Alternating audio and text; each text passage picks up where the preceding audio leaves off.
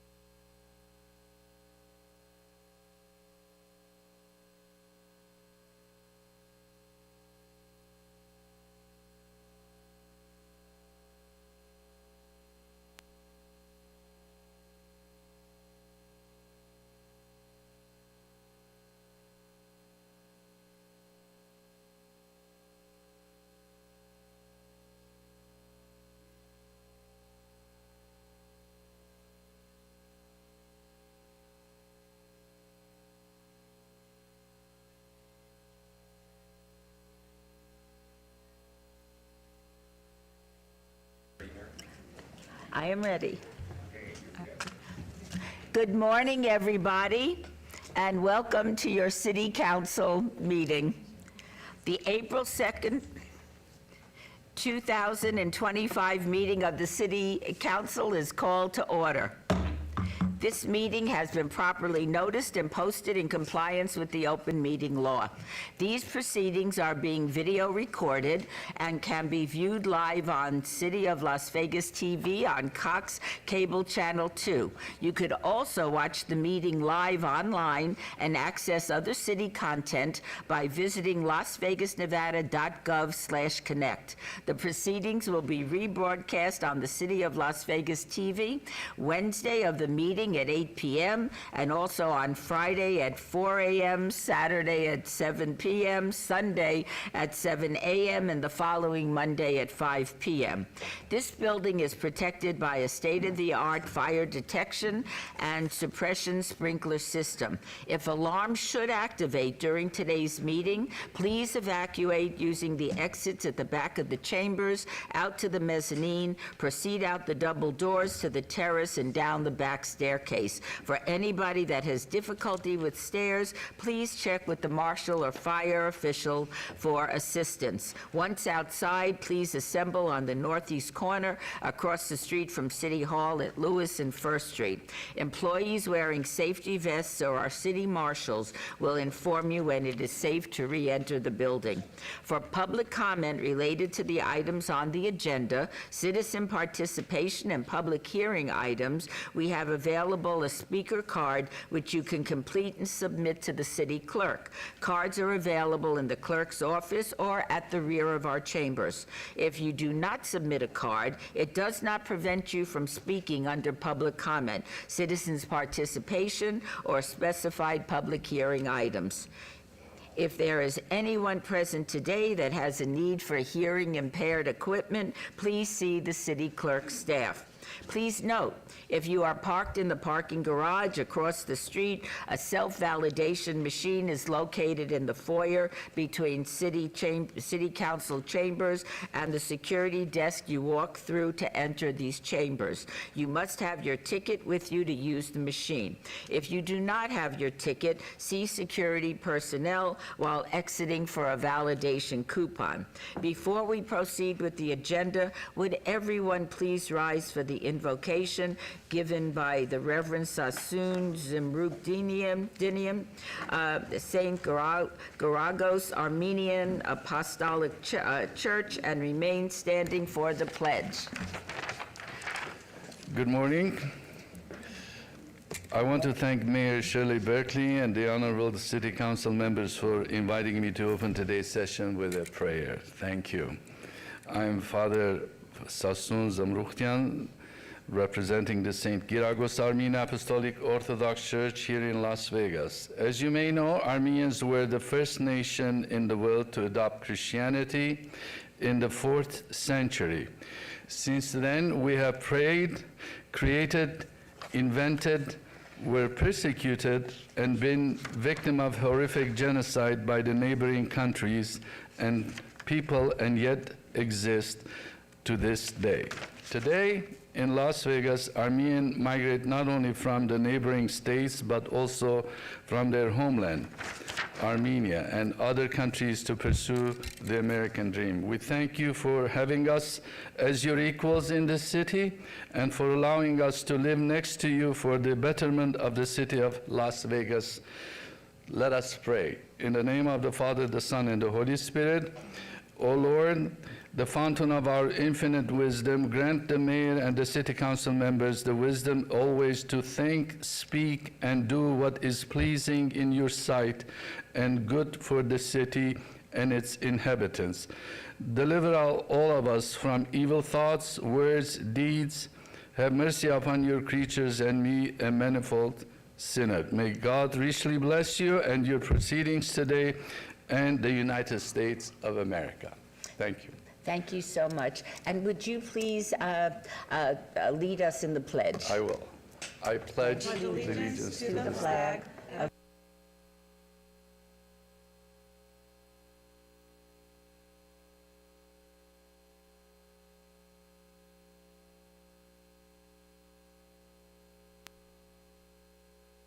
We will now proceed with the ceremonial portion of our meeting.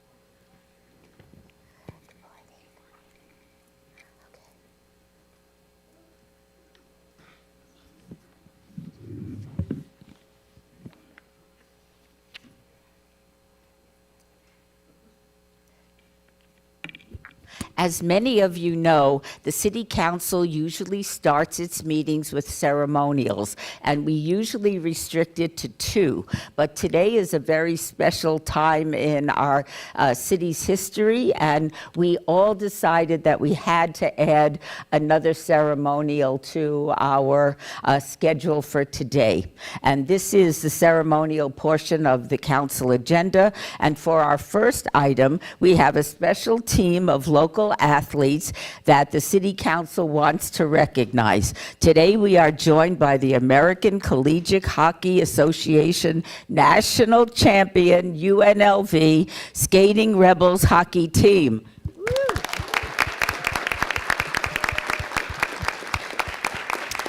And I'd like to invite the team and the coaching staff to please join your City Council members here at the podium.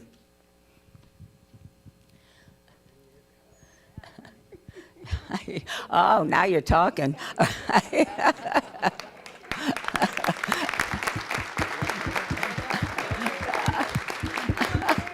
Yeah, you guys are the main event. So. Okay, good.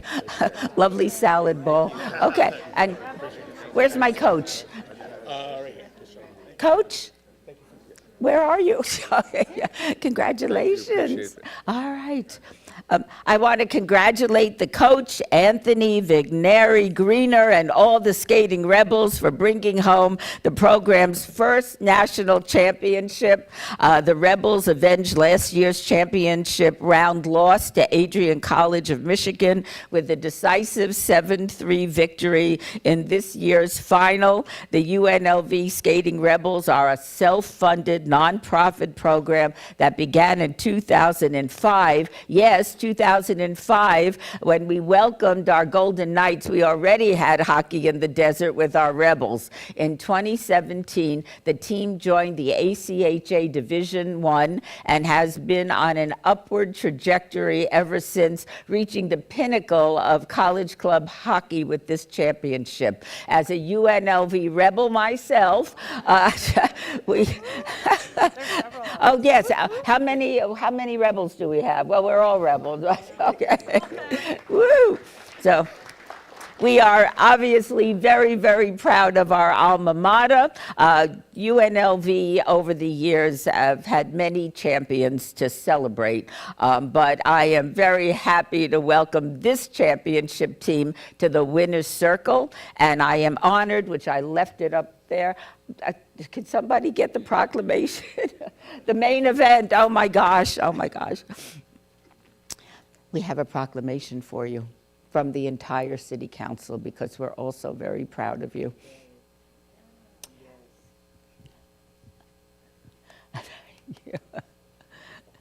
Thank you very much.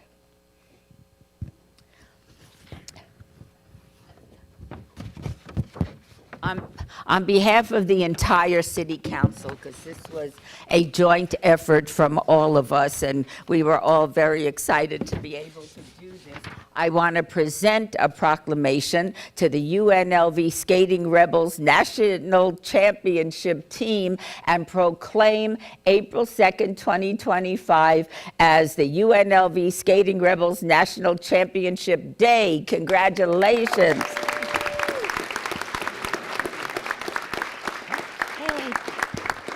I'm honored to present this proclamation, but before I do, Coach, would you say a few words? And then if you would like to introduce the assistant captain to say a few words as well, we'd be delighted to hear what you have to say, and we're all very, very proud of you. All right, there you go. Well, it's an honor to be here. We appreciate it. It's been a long road, 10 years. Coach Nick and myself, Coach CR have been at it. But it's been worth it. They deserve everything they got this year. They worked hard from August all the way till a couple weeks ago, and we can't thank you guys enough for this. So I'll pass this on to Preston Broziak. Yeah, we just wanted to say on behalf of all the guys in UNLV hockey, we're honored to be here. Thank you guys so much. We couldn't have done it without the city of Las Vegas and all the fans' support. So hopefully every year on April 2nd, UNLV hockey can come in here with the trophy. So thank you. Wow. This is very cool. And if I could ask everybody to join us at the front of the podium, we will give you the proclamation and take some great pictures. All right, let's do this. Yes, yeah. Well, I don't think I can, but you can. Yeah. Okay, right. Okay, I'll be right there. And we need the city council members to be part of this. Yes, we'll squeeze in. Hey, you guys need to get squish up. We're good. You can get back there. You're good.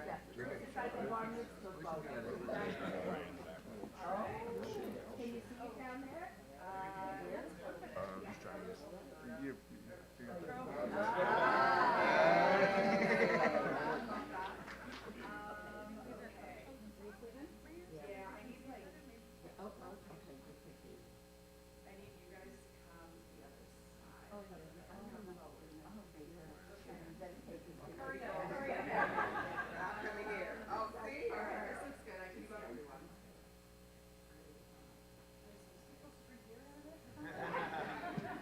No. On shoes. But don't get in the car and drive. We're gonna go in 3, 2, and 1. I'm gonna take a couple more. We'll go in 3, 2, and 1. One more. 3, 2, 1. Awesome. Thank you guys. Let's give them a round of applause.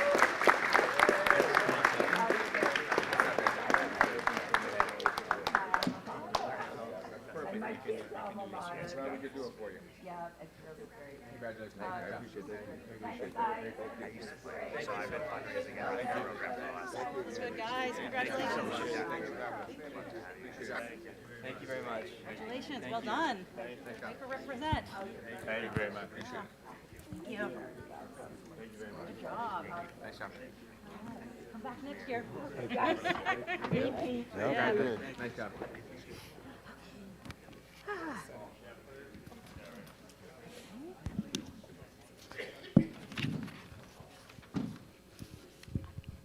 Our next item, I have the pleasure of recognizing our Citizen of the Month. Please join me in welcoming a true community partner, Mr. Andy Armenian.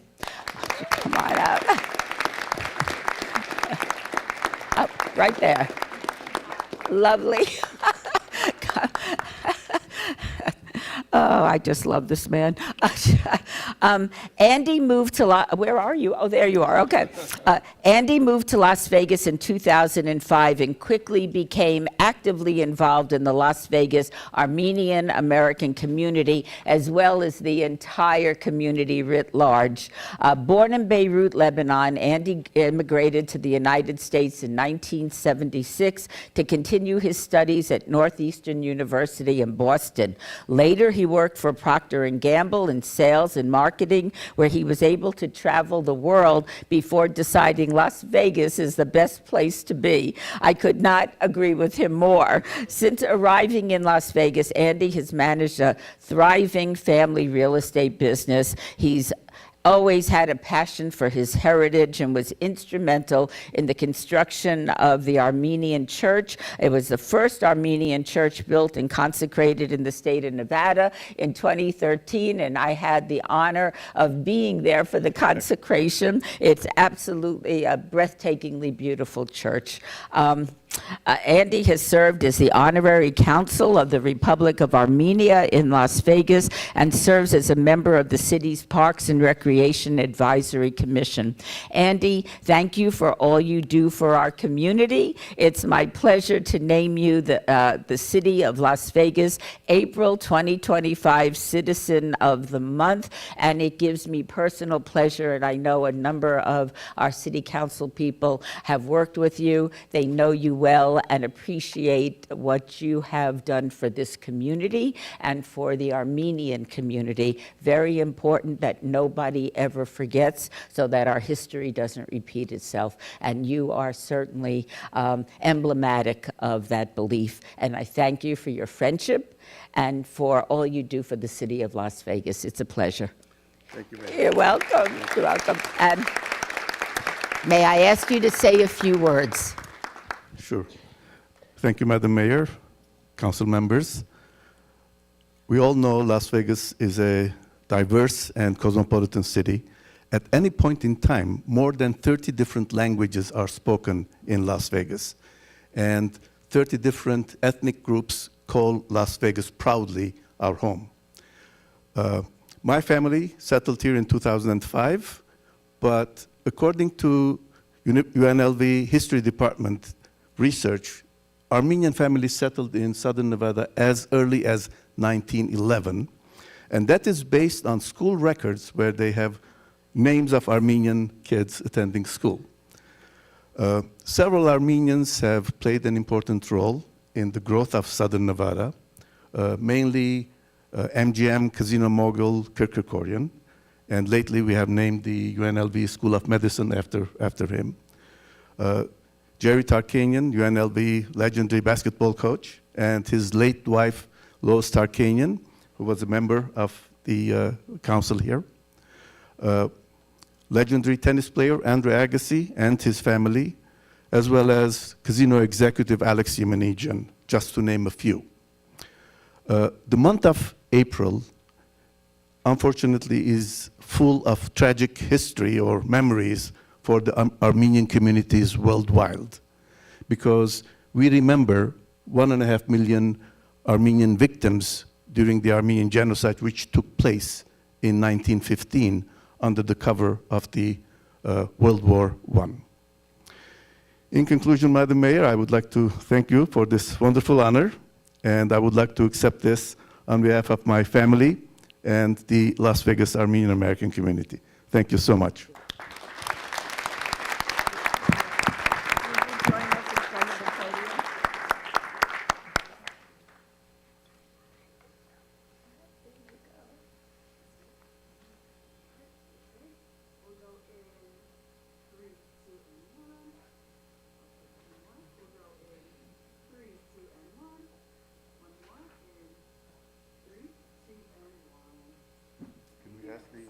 I was just going to invite them up. Would you mind, may I invite our clergy to please join us? We are so very happy that you have come today.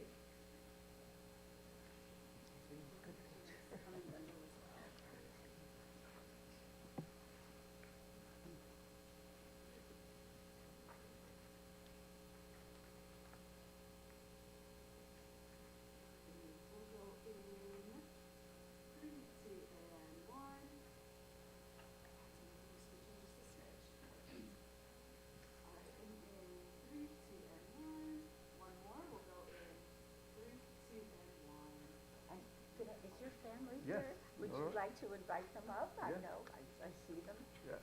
Mom? Yes, You wanna- please. Better. And now everybody, no, I'm. Yes, right next to him. Okay. Yes, oh, yes. Oh, yes. Right there, window. Three, two, and one. Couple more, we'll go in three, two, and one. One more, three, two, and one. Great, thank you. Thank you. Thank you very much.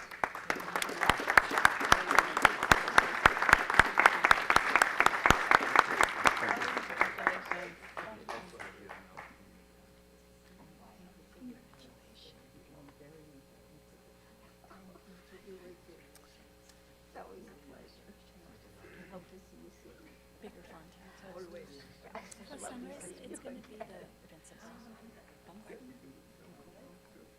Like, yeah. And then.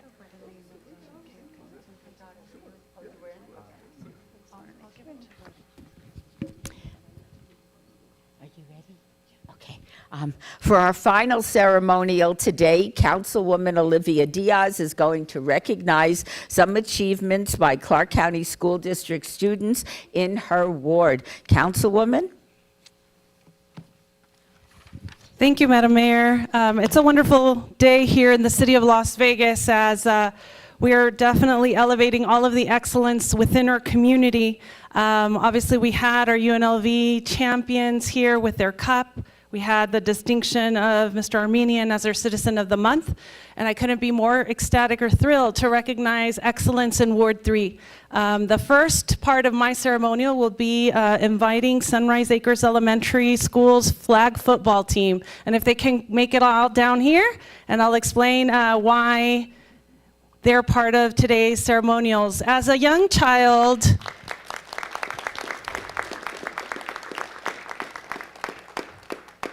now all the attention will be on the cheerleaders because they're so cute.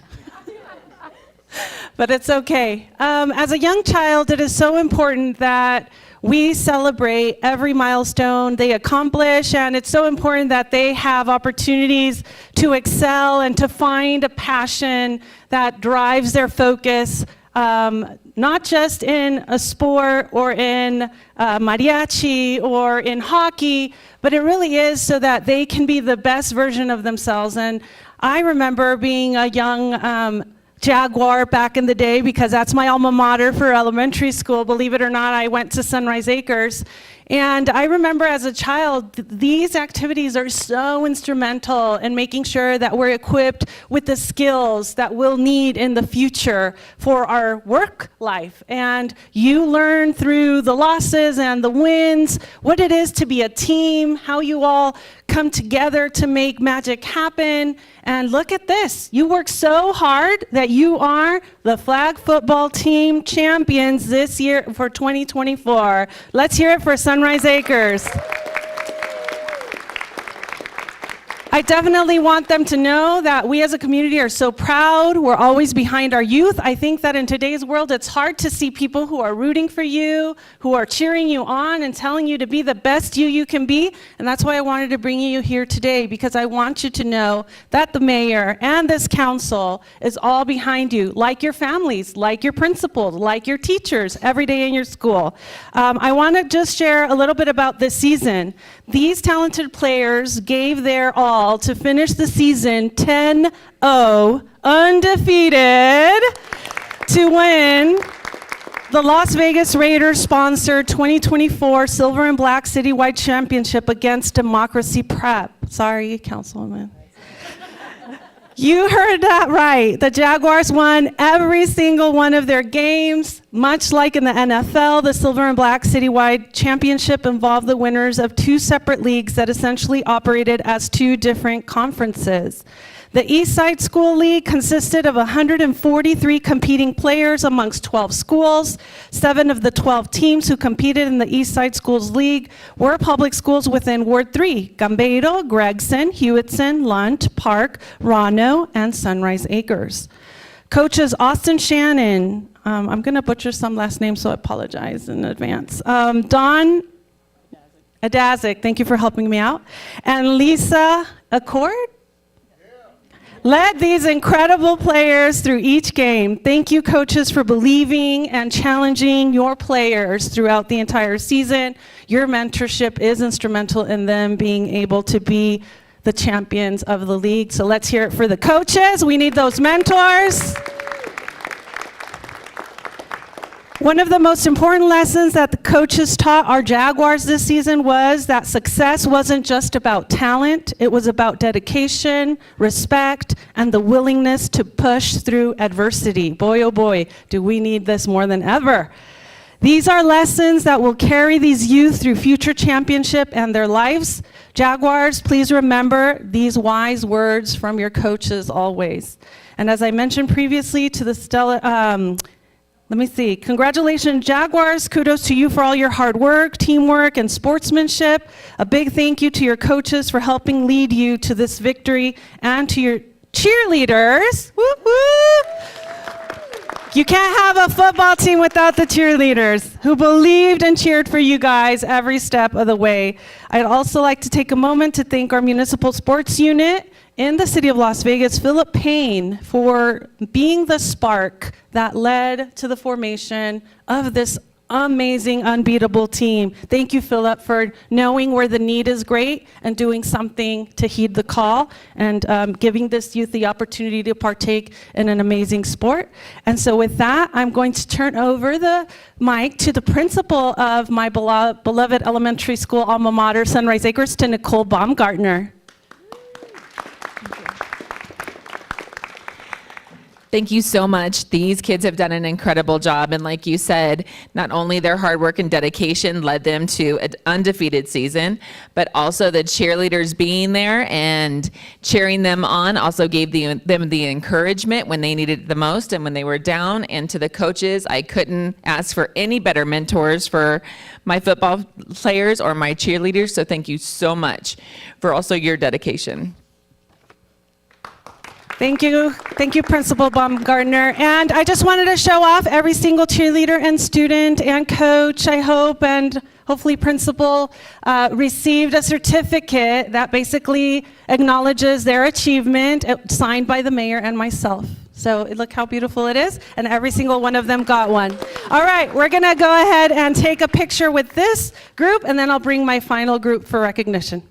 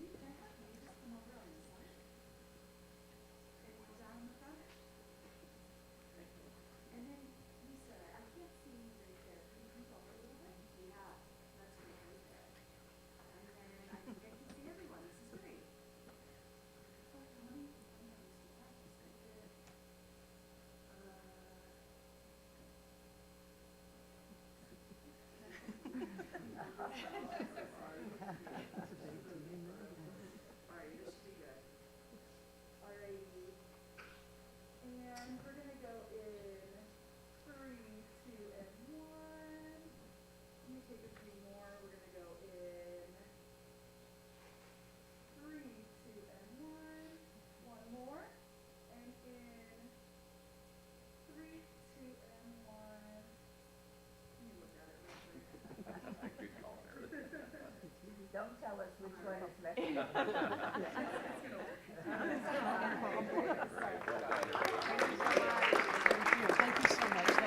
Thank you so much. Thank you. Oh, thank you so much. Congratulations. Thank you. Thank you for inviting us. Thank you.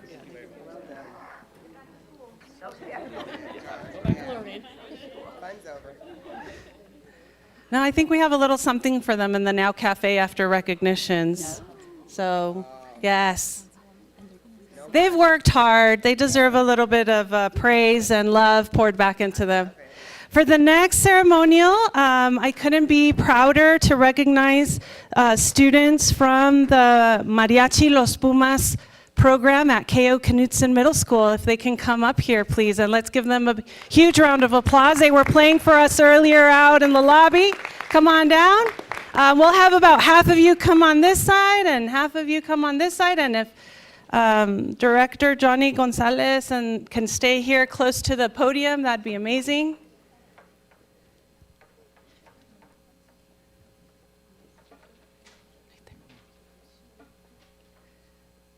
And the principal, all of the K.O. Knutson Pumas family, come on down. So, if you guys haven't heard the Los Pumas, I highly recommend you guys check them out at an upcoming mariachi festival or wherever they're going to be. I know these youth are going places because they're already demonstrating just the level of music that they've achieved so far. Under the leadership of Mr. Johnny Gonzalez, Ms. Jasmine Dueñas, and sectional directors, Mr. Hector Aguilar and Rocio Gonzalez, K.O.'s Knutson's Mariachi Los Pumas were recognized as the national champions at the 30th annual Mariachi Extravaganza held in San Antonio, Texas last December.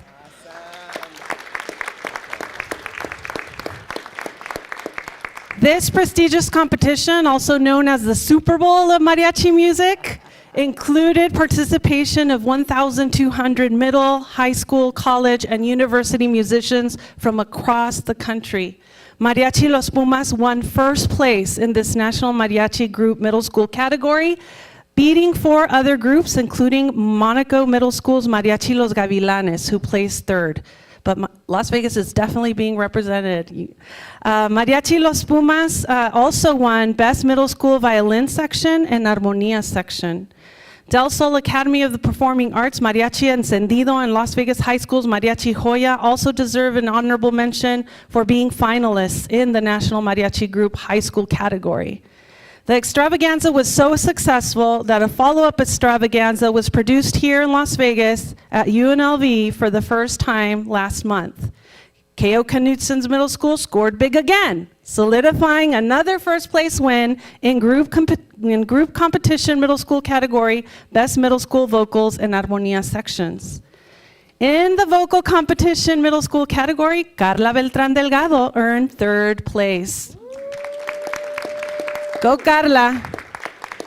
She also placed, I believe, third at the national competition too, yes? Or not that high? Okay, but it helped you get to third place here locally. Las Vegas was proudly represented with a second place win in the vocal competition college university category by Jocelyn Gutierrez and a third place win by Las Vegas High School Mariachi Joya in the group competition high school category. Mariachi Pumas, it is an honor to recognize you here today, your contributions, not just for the musical landscape of Las Vegas, but for giving your heart and soul into a project you believe in, and that is so important. In 2011, UNESCO recognized mariachi music as an intangible cultural heritage of humanity, acknowledging its role as a vital part of the Mexican culture, passed down through generations and celebrated in festive events.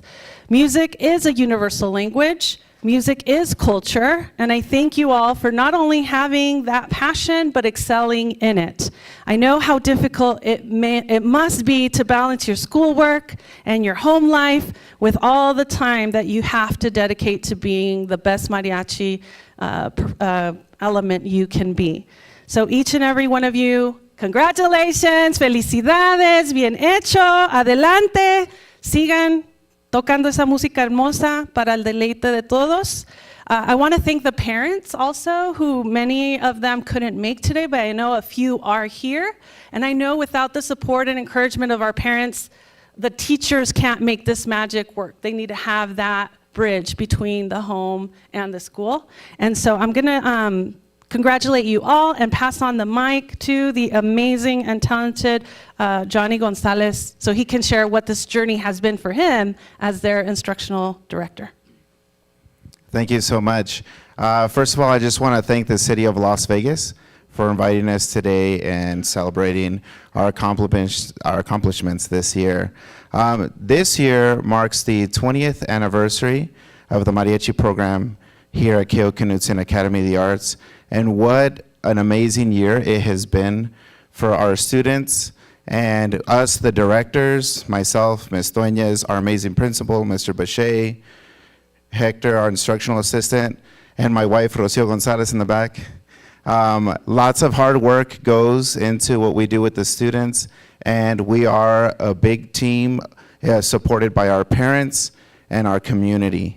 So I just want to thank everybody for all your support, and we hope that we can continue showing our culture and our tradition to this beautiful community here in Las Vegas. So thank you so much. And some words from Principal Harold Bachet. What does it mean to be the principal at K.O. Knudsen and have them winning competition after competition, and you get to see those trophies coming through the halls of your school? No, it's absolutely amazing. Hello, everyone. Thank you. Thank you, Madam Mayor and Council. We appreciate you for inviting us and honoring these amazing students. They continue to make us proud at K.O. Knudsen Academy of the Arts. They are a wonderful representation of the talent that we have at our school and in our greater community in Las Vegas, Nevada. They make us proud every day. They are the embodiment of grace and humbleness, but also professionalism. They are amazing and are great models for what our students are at K.O. Knudsen. So thank you again for this honor. And I would be remiss if I didn't thank our fabulous YDSI department for helping us coalesce as a community and rally behind our school children, elementary, middle, and UNLV. We didn't take a part in transporting UNLV, but we did make sure that these students had a way to get here from their schools. So thank you, YDSI, Dr. Malich, and your phenomenal team there for all of your assistance. Let's give them a round of applause. And last but not least, the mayor has a request. Can she hear you all? And so Director Gonzalez, what are you going to have them play? And if I could invite my colleagues to sit in the front row so that we can hear how wonderful they really do play. Do you need someone to have the mic? Sure, I'll take it and then I'll just pass it around.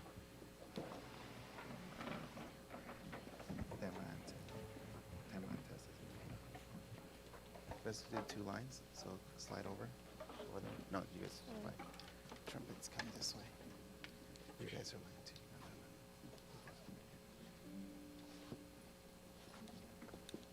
Come on.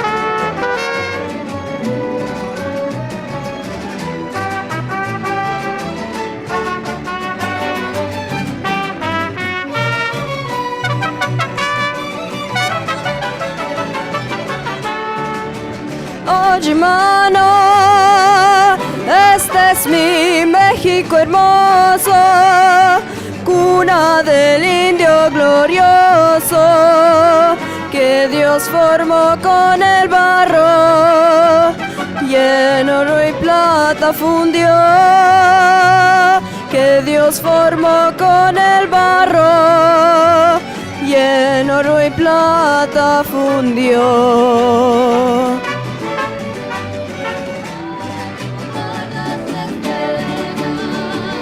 En tu cielo puso espuelas y de charro te vistió un arco iris de flores, canciones y sones tu tierra cubrió. Un arco iris de flores, canciones y sones tu tierra cubrió.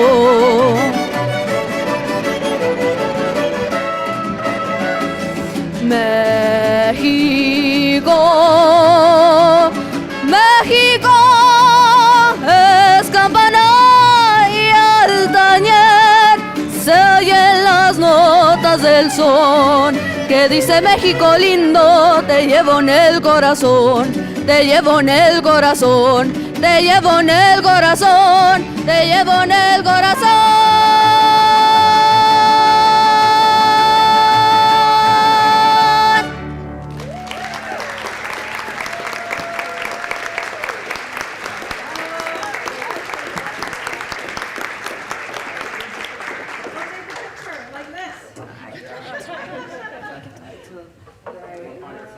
We're going to go ahead and take our picture. We didn't take our group picture, so we'll just weave ourselves in as council members amongst the mariachi group here. And Yeah, we wanted to make sure we get and do we have everyone from the school come back in? Make sure you're here too. Okay, if you're.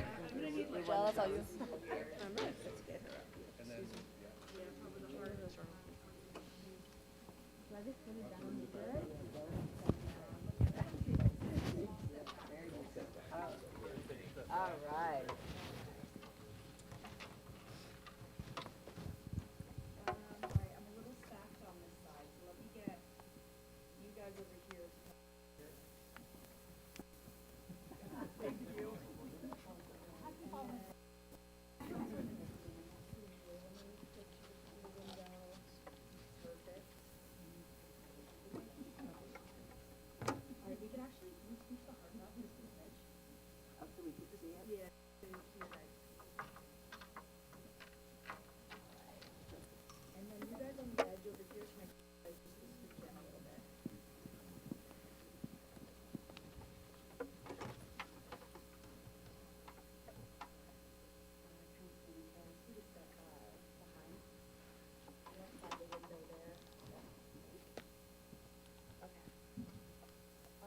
We're gonna go in 3, 2, and 1. Let me look at it real quick. All right, we'll take a few more. We're gonna go in 3, 2, and 1. All right, one more. We'll go in 3, 2, and 1. Great, thank you all so much. Gracias, Mariachi Los Pumas. Thank you so much for making the time. And Las Vegas is the entertainment capital of the world, and the future definitely is bright for us, Mayor. I can't think of a better way to start our meeting. It's a pleasure. Thank you. Congratulations. We are going to reconvene in 2 minutes, but I did want to acknowledge the Honorary Consul General of Korea, who's here with us, Mr. Joe Campos. Okay, and thank you all for gracing our City Hall. You make this community a better place to live. Okay. Oh, I guess. Thank you.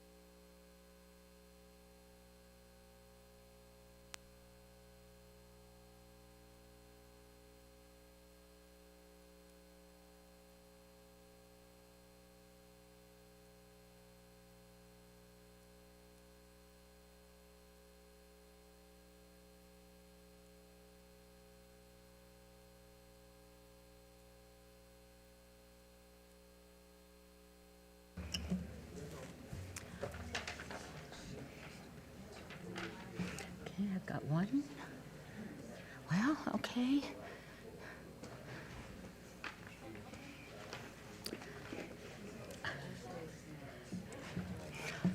He says that's all you need.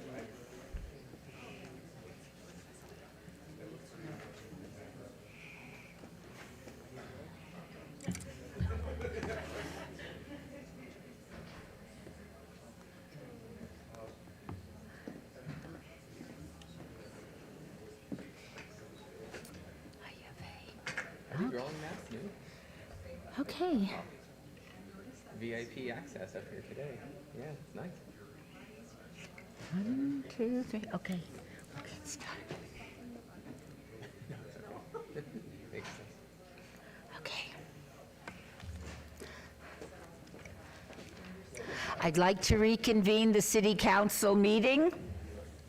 Agenda item 8. Public comment during this portion of the agenda must be limited to matters on the agenda for action. The amount of time any single speaker is allowed may be limited. All comments made will be cross-referenced to those specified items. If anyone submitted a speaker card or who wishes to speak under this portion of the agenda, please come to the podium, state your name for the record. This is your opportunity to address the council, but the council is not able to respond or engage in dialogue. We will set the time limit for 2 minutes. Good morning. Good morning. Bryce Henderson, president of No Kill Las Vegas, the animal advocacy organization. I'm here for item 33. I'm here to support the creation of a youth advisory council, and it seems like such an easy decision, but is it? I'm curious, who else is here to support the who else is here to support the youth council this morning? There's one. Well, that gives me a little concern, a little worry, because a month ago, 20 of us showed up here to support the creation of an animal advisory committee, but it was voted down by every member except for Councilwoman Seaman. And the reason given by the members give me concern that they might vote against this youth advisory council. Councilman Knudsen stated that committees are just another layer of bureaucracy, separating him from his constituents, and they're a waste of resources, and that some of his appointees on other committees he rarely communicates with. Councilwoman Diaz stated that she had felt she had done enough for animals already, and so she felt no need for a committee on animals. And Mayor, you said that having a city committee wouldn't be as effective as having a regional committee because animals cross city borders, and I fear just as young people do every day.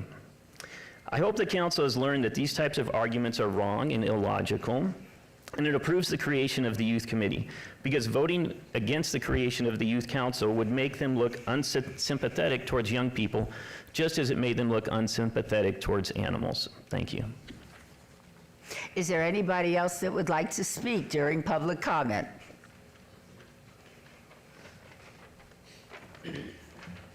Please state your name for the record. Good morning, Patricia Reed, and today I'm repping Vegas Pet Rescue Project.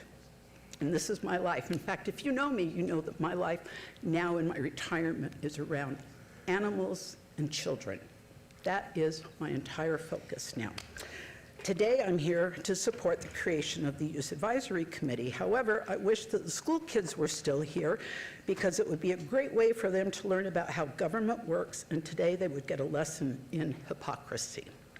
Because when we tried to have an animal advisory committee created last month, it was rejected. I'm sure you'll approve the youth committee, but in doing so, it cancels out your reasoning for not having an animal committee. Again, hypocrisy in action. Because this council votes not for what is best for their constituents, but what is best for them politically, and Ms. Polensky, you definitely proved that with your vote against the Northwest Rural Preservation Group. The truth is, Mayor, that you did not want a city advisory committee animal advisory committee, because you were all afraid to cross her. You chose to look out for yourselves. The committee chose to look out for themselves instead of the animals. Madam Mayor, you said you put together a regional animal committee in 6 months. The rescue should be involved in that entire process. For you to hold a meeting without them was a slap in the face. And I'd like to know, Mayor, if you came to your job and somebody said, this is how you're going to do it, and you were not involved in that planning, how would you feel? I support them and I do everything I can to advocate for them, but I can't represent and speak for their work, Madam Mayor. You said you were going to put this together in 6 months. You've got 1 month down. We're watching you. Thank you so much. And if you would like to talk to me offline, because we cannot engage in dialogue, but I'd like to share with you what we have been doing, and I think you'll be very pleased. So whenever you have a moment, please contact my office. I'll be glad to speak with you on the phone. Is there anybody else that would like to address the City Council at this time? Seeing nobody, we'll move to agenda item number 9. For possible action, any items from the 9:30 a.m. session that the council, staff, and/or applicant wish to be stricken, tabled, withdrawn, or held in abeyance to a future meeting may be brought forward and acted upon at this time. Mayor Pro Tem? Madam Mayor, I have, excuse me, one item, 37A through 37E, 24-0603, GPA1, ZIN1, DIR1, VAC1, and TMP1. Applicant is Desert Pines Master Development LLC, owner, City of Las Vegas, on 97.99 acres at the southeast corner of Mojave Road and Bonanza Road. There's an abeyance request to the 6/4/2025 that's requested by staff. All right, and is there a motion? That'll be my motion. All right. Shall we vote on the motion?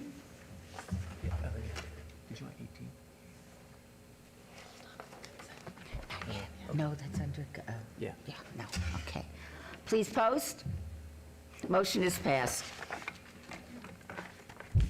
Agenda item 11. Wait, do I not have 10? Aha, thank you very much. Before we go to item 11, we will go to item 10 for possible action to approve the final minutes by reference of the March 5th, 2025 regular City Council meeting. Mayor Pro Tem, can I have a motion to approve the minutes? Move to approve. Please vote on the motion. Post. Motion passes. Agenda item 11. Item numbers 11 through 22 are on the consent agenda, but I understand Councilwoman Diaz would like item 18 pulled for discussion. The remaining items are considered to be routine, are recommended for approval by the departments, and may be enacted in one motion. Are there any other items the council wishes to bring forward? Seeing none, Mayor Pro Tem, may I have a motion for the consent agenda for items 11 through 22, with the exception of item 18? Move to approve with the exception of item 18. Please vote. Post.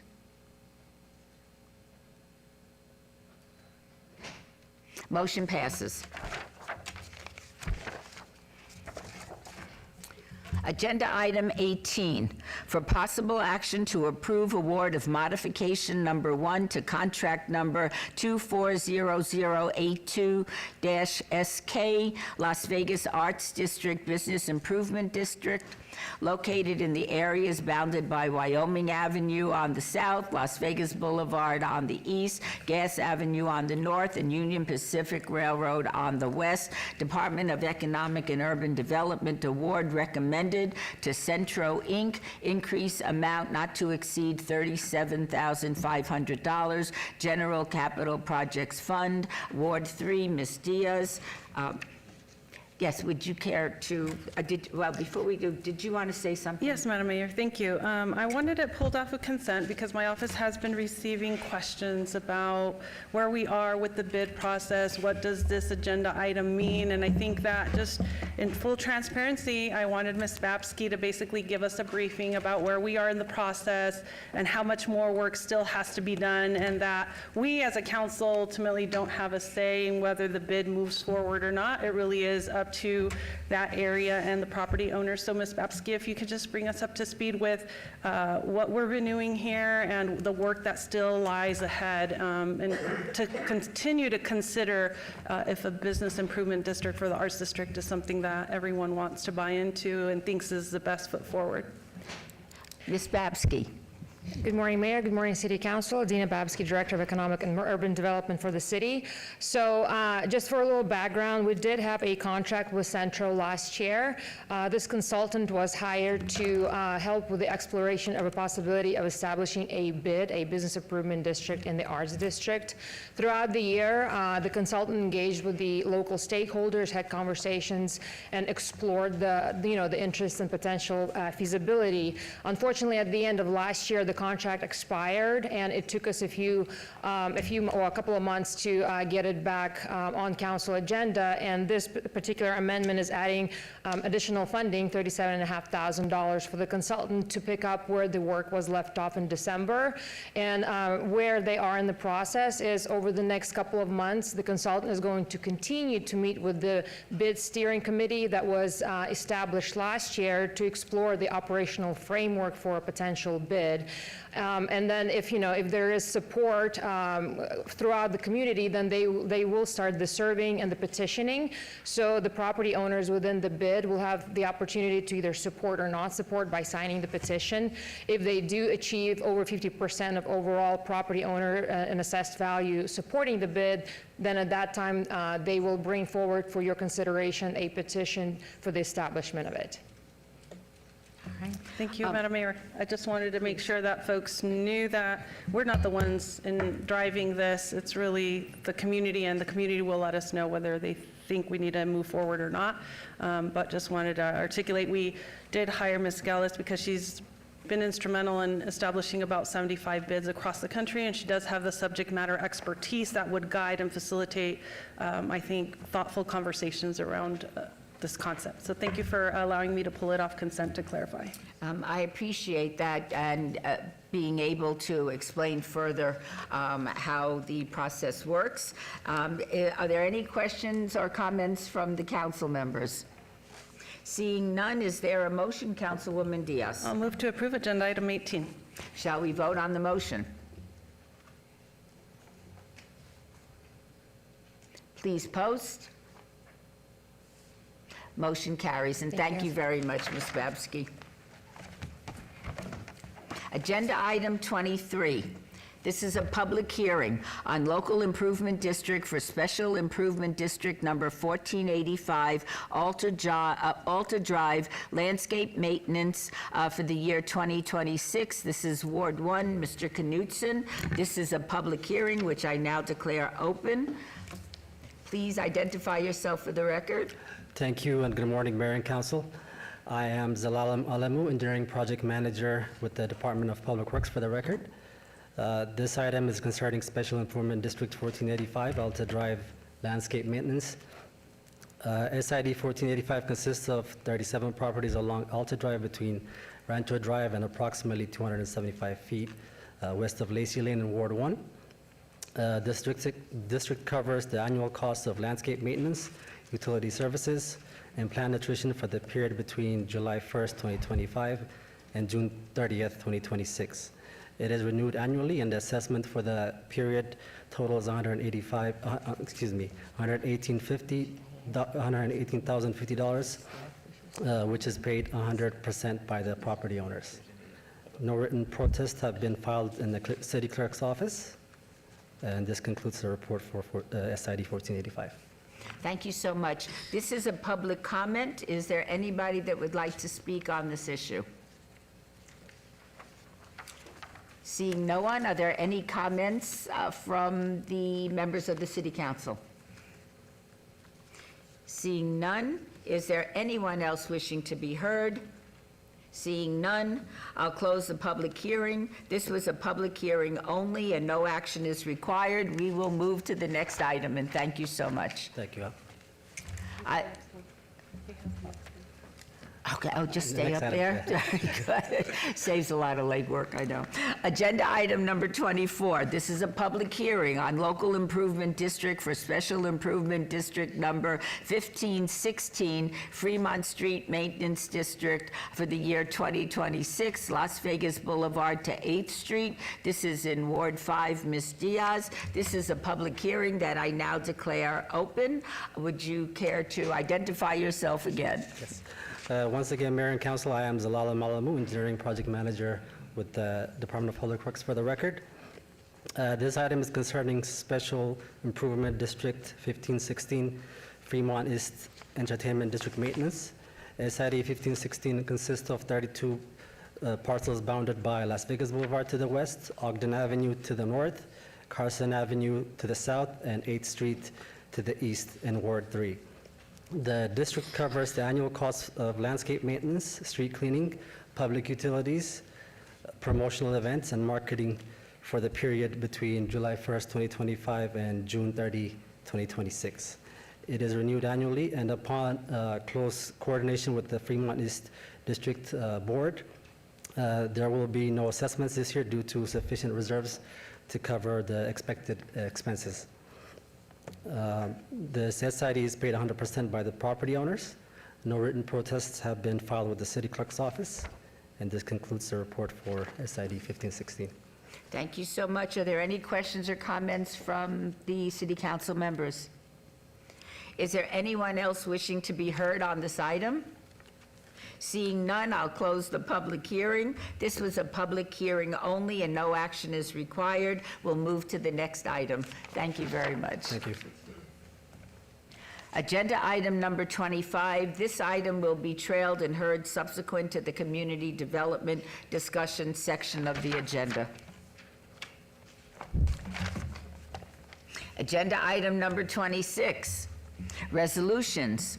R-21-2025, discussion for possible action regarding a resolution approving a cooperative grant agreement between the City of Las Vegas and City Parkway 5, Inc., and providing for other matters related thereto for purposes of the property located at 320 South 9th Street, commonly known as the Strong Start Academy Elementary School, as a Tony Shea Education Center, and ratification of related actions by the city, its officers, and employees, not to exceed $6,352,200.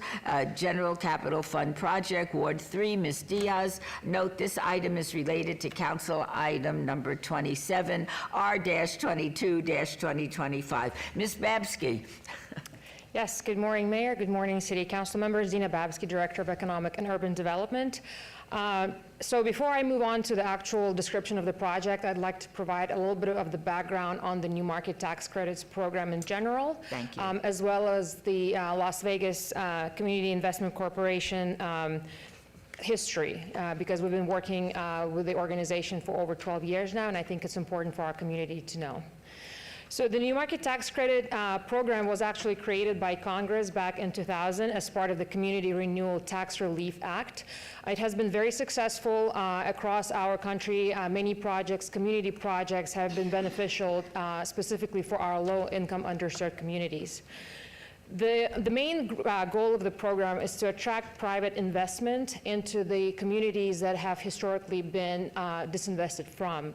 So essentially, the private investors can gain on a tax credit on their federal income taxes if they invest their funds into such projects. And over a period of 7 years, they can realize the tax credit year after year. And the unique and great part about this program is that the money cannot be pulled out sooner, so that really makes it very important and very effective for us to be able to deliver on these community projects. So who can apply for the new market tax credits? It is certified, the CDEs, which LVCIC is one of them. It takes a little bit of a few criteria to be able to meet those requirements. The specific mission of such an entity has to be to provide investment capital for low-income communities or low-income persons. They also have to hold these these projects are responsible for job creation and things of that nature to make sure that the projects deliver on their original goals. Another great unique portion of CDEs is that it has to have an advisory board that has to be at least 20% represented by the local community members of those communities. So we do have such an advisory board, and they're very engaged, and I'll be happy to share with you who these members are. LVCIC was established, as I mentioned, back in 2012.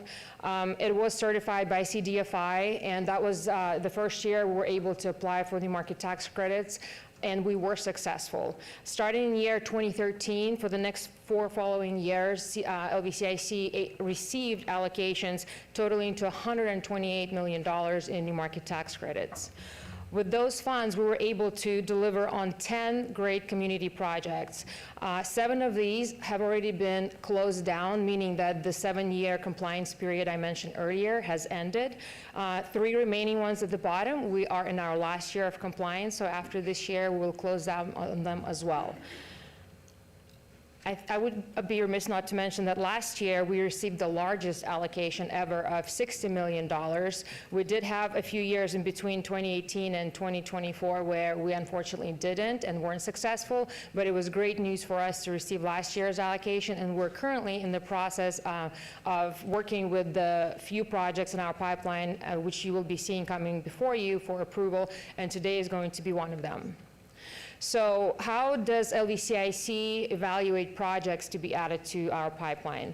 There's a few different requirements by CDFI and the Treasury Department, as well as our own LVCIC parameters that have been in place for years for the projects to have to meet in order to be part of the program. CDFI does require that we work in the areas that are deemed severely distressed by the U.S. Census Tract, so that's our area of operation. We have been focused for the last 13 years on specific business type, which are community facilities. Under CDFI rules, other business types are also eligible, but because we have been so successful on delivering on the community facilities, this is the core of our program, and this is what we normally focus on. The approval process for just about any transaction that takes place within LVCIC is pretty stringent. There's 2 different boards that are involved. As I mentioned, there's advisory board that consists of the community members and leaders, and then there's the governance board that kind of manages the overall operations. When we apply for new market tax credits, when we prepare applications, when we review our pipeline and have new proposed projects, we take it to both boards.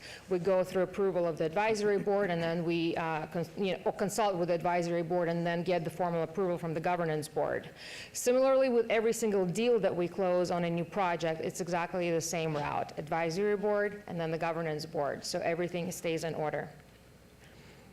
Our advisory board, as I mentioned, has great community leaders. You can see that some of the names are well known in our community, and this board normally meets quarterly generally, but then again, when we have things like new projects, new deals, we call them, they come to engage with us, provide their guidance, and off we go. So now the project. Today before you are 2 items related to our very first allocation of the $60 million award last year. It is Strong Start Academy Elementary School at the Tony Hsieh Education Center expansion. It is located at 320 South 9th Street, Las Vegas. And again, it is related to items 26 and 27. We're well familiar with this beautiful, beautiful building at the corner of 9th and Bridger, the Tony Hsieh Education Center that currently has the charter school in it. So the project was or is to build a new additional building that will have 9 classrooms, and essentially, will provide additional space for more students to come and get the great education that the charter school provides. So these are some of the elevations for the new proposed building, a total of 9,500 square feet. As you see that, it's going to be a great addition to the current campus. Same style, a little bit more modern, I guess, on the interior, but again, we're very excited to be part of this. So, now I'm going to kind of go over the deal details, how this is going to be funded. The overall project cost is $8.7 million, $9 million in new market tax credits, again, because there's certain fees associated, but LVCIC will transfer $9 million towards the project, which U.S. Bank is going to purchase. So the U.S. Bank is our investor in this case. And then through the new market tax credit, the way the new market tax credits flow through all of the different transactions that take place, essentially the project funding from LVCIC is going to be $2,377,800 in cash. That will result at the time of the closure of $1.4 million in reimbursement for costs that have already been expended on the project. And when all the transactions are complete and we close on the deal, that's when the compliance period for 7 years starts. So essentially, you know, for the next 7 years, we'll be reporting, monitoring, and making sure that everything goes as planned. With that, I'm happy to answer any questions. I thank you so much. Are there any questions or comments from the council? Mayor, Jeff Dorkak, City Attorney. If you'd like, based on Director Babsky's presentation, why don't you go ahead and read item 27 into the record, and then we can take the motions back to back on 26 and 27. I was just thinking the same thing. Agenda item 27, I'll read it now.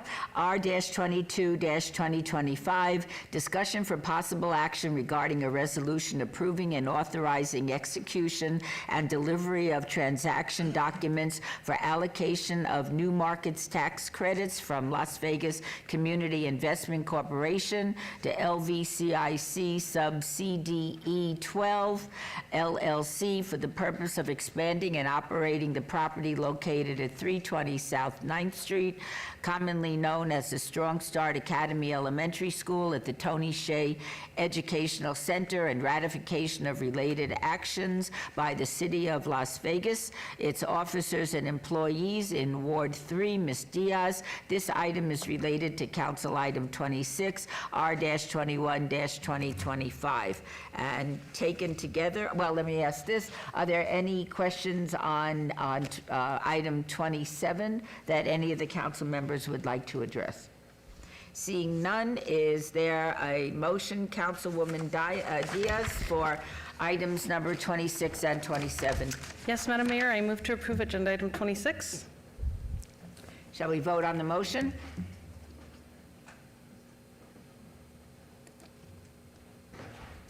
Aye. Please, we'll wait for you so you could record. It's done. It's good, all right. And I'll move to approve agenda item 27. That item passed, by the way.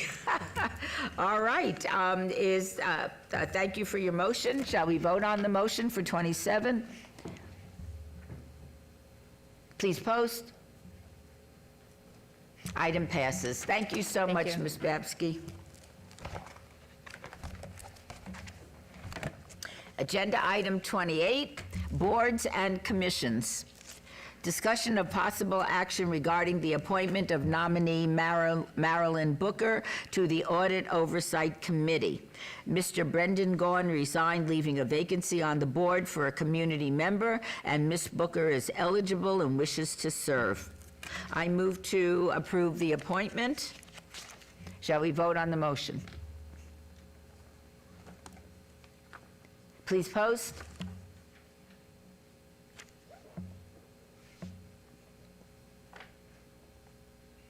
Item carries.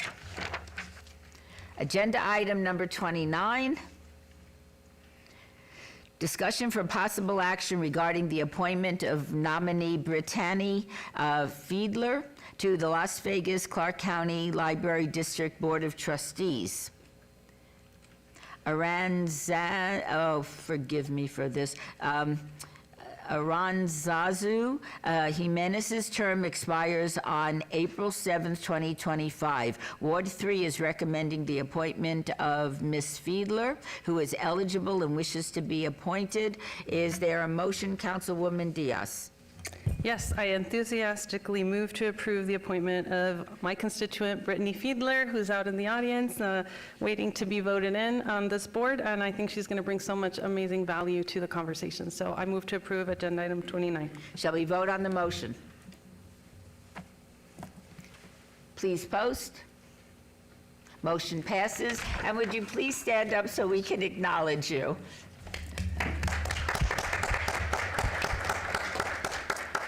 Agenda item number 30, discussion for possible action regarding the appointment of nominee Elizabeth Voigt to the Las Vegas Clark County Library District Board of Trustees. Jennifer Duran's term expires on April 18th, 2025. I am recommending the appointment of Ms. Voigt, who is eligible and wishes to be appointed. I move to approve the appointment. Shall we vote on the motion? Please post. Motion carries. And Elizabeth, would you please stand up so we can acknowledge you? I'm absolutely delighted to be able to appoint you. I know what a remarkable job you have done on the board in the past, and there was a tremendous move to keep you on that library board. So thank you for everything you do for all of us.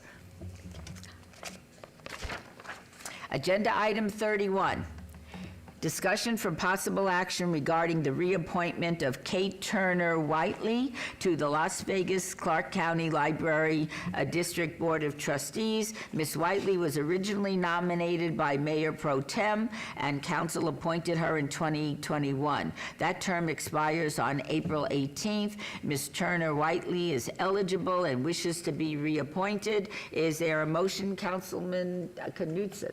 Yes, Mayor, I'm equally as enthusiastic as you are, so I will move to approve. That shall we vote on the motion?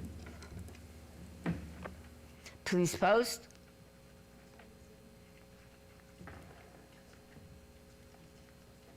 Oh, it's not for me. Okay. Okay. Motion passes. Is she here by any chance? Yeah, all right. We're going to item 32, discussion for possible action regarding the appointment of nominee Linda Young to the Senior Citizens Advisory Board as the mayor's appointee. A vacancy exists on the board due to the term expiration of the mayor's previous representative, Elizabeth Padaretu. Ms. Young is eligible and wishes to be appointed. So I move to approve the appointment. Shall we vote?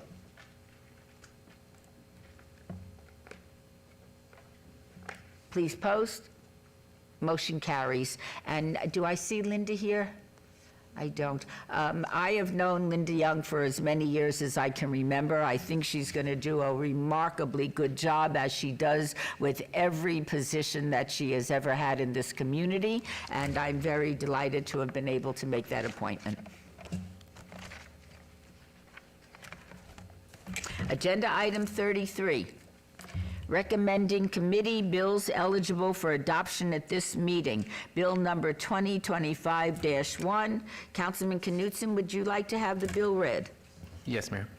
Bill number 2025-1, an ordinance to amend LVMC Title II by adding a new chapter therein designated as Chapter 2.70 to establish the Youth Leadership Advisory Council and to provide for other related matters.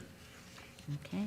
Councilman Knutson, would you care to make the motion? Madam Mayor, that was moved out of recommending with 2-1 with no recommendations, so I will turn it over to the bill sponsor to make a motion, I think. The Okay. bills, when there's multiple bill sponsors, so I'm looking around. So who do you want to make? Okay. I'm happy to do so unless you guys want Francis? to. I'm happy to defer to the ladies to left. To Ms. Diaz? All right. Okay, Councilwoman. So I look to my left and my right, and they're saying, well, you're listed first, so you're it. So I'm like, okay, I'll take Congratulations. I'll take the honor. After an amazing ceremonial with a lot of youth involved in those ceremonials, I just think that this is such an instrumental ordinance to help ensure that we, the city, are forming and educating our youth to participate in their local government, to tell us how we may be missing the mark from their view, because the way they're growing up is completely different than the way I grew up, and I need to understand, in order for me to make the best decisions moving forward, what I may be missing that I'm not experiencing. And I just think that as a city is more homogeneous, the more we hear from everyone. I also think that it's going to make an amazing impact and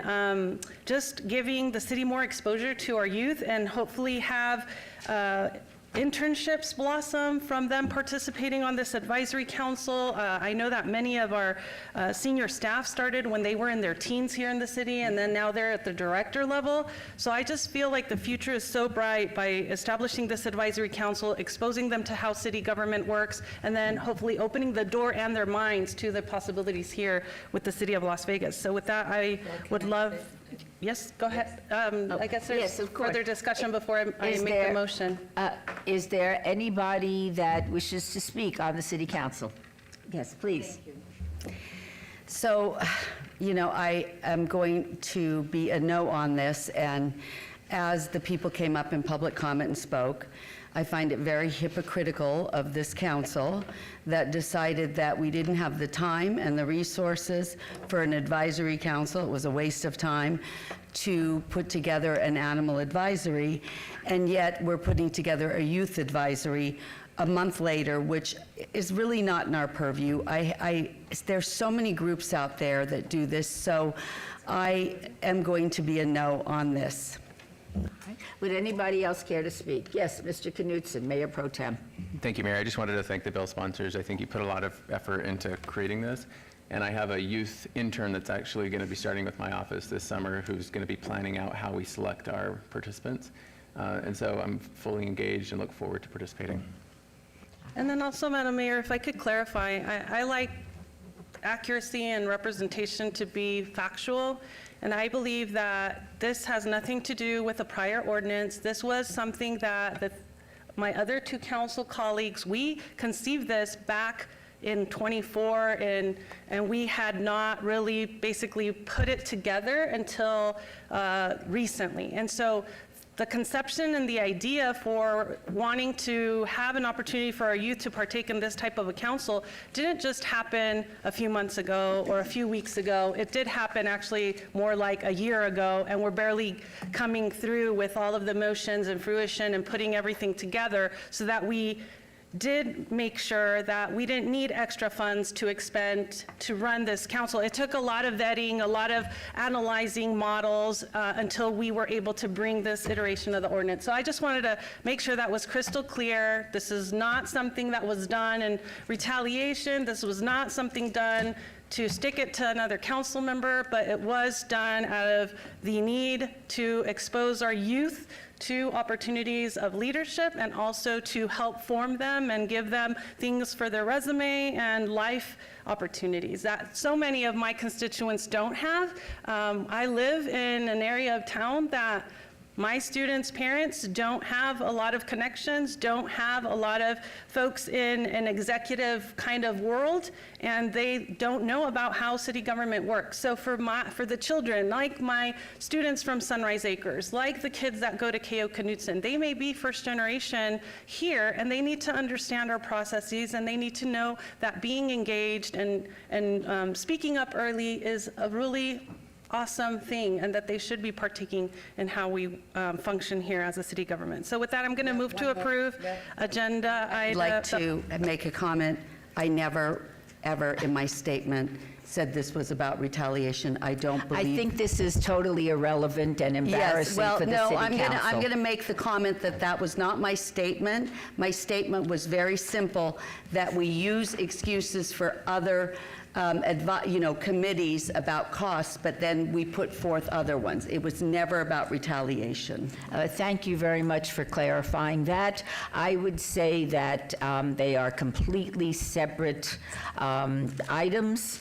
That we care very much for animals. The reason that your ordinance was voted down is because we thought there was a better, more inclusive and substantive way of dealing with the situation we have with animals. Having said that, can we please complete your motion? So Mr. Dorcak, do I just say I move to approve the ordinance, or do I need to state other language in my motion? That's good. The ordinance or the agenda item, which is 33. I move to approve the agenda item 33 that establishes the Youth Leadership Advisory Council here in the city of Las Vegas. And shall we vote on this motion?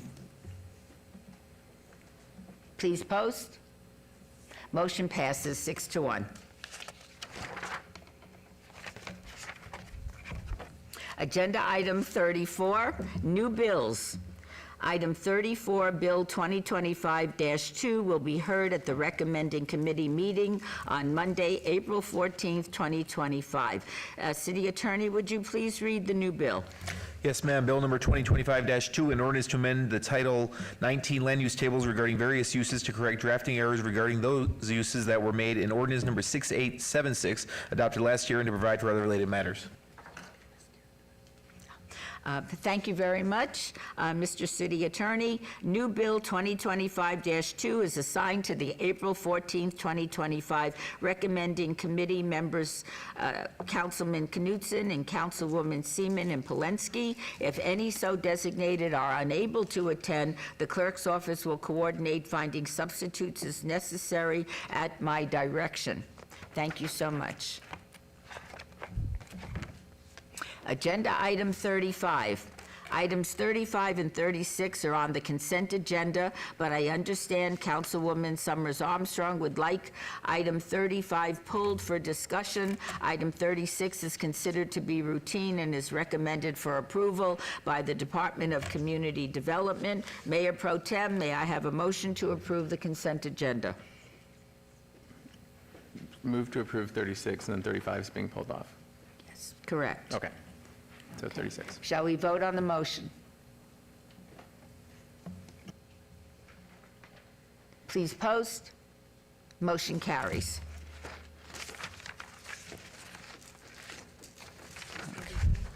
I'm completely confused.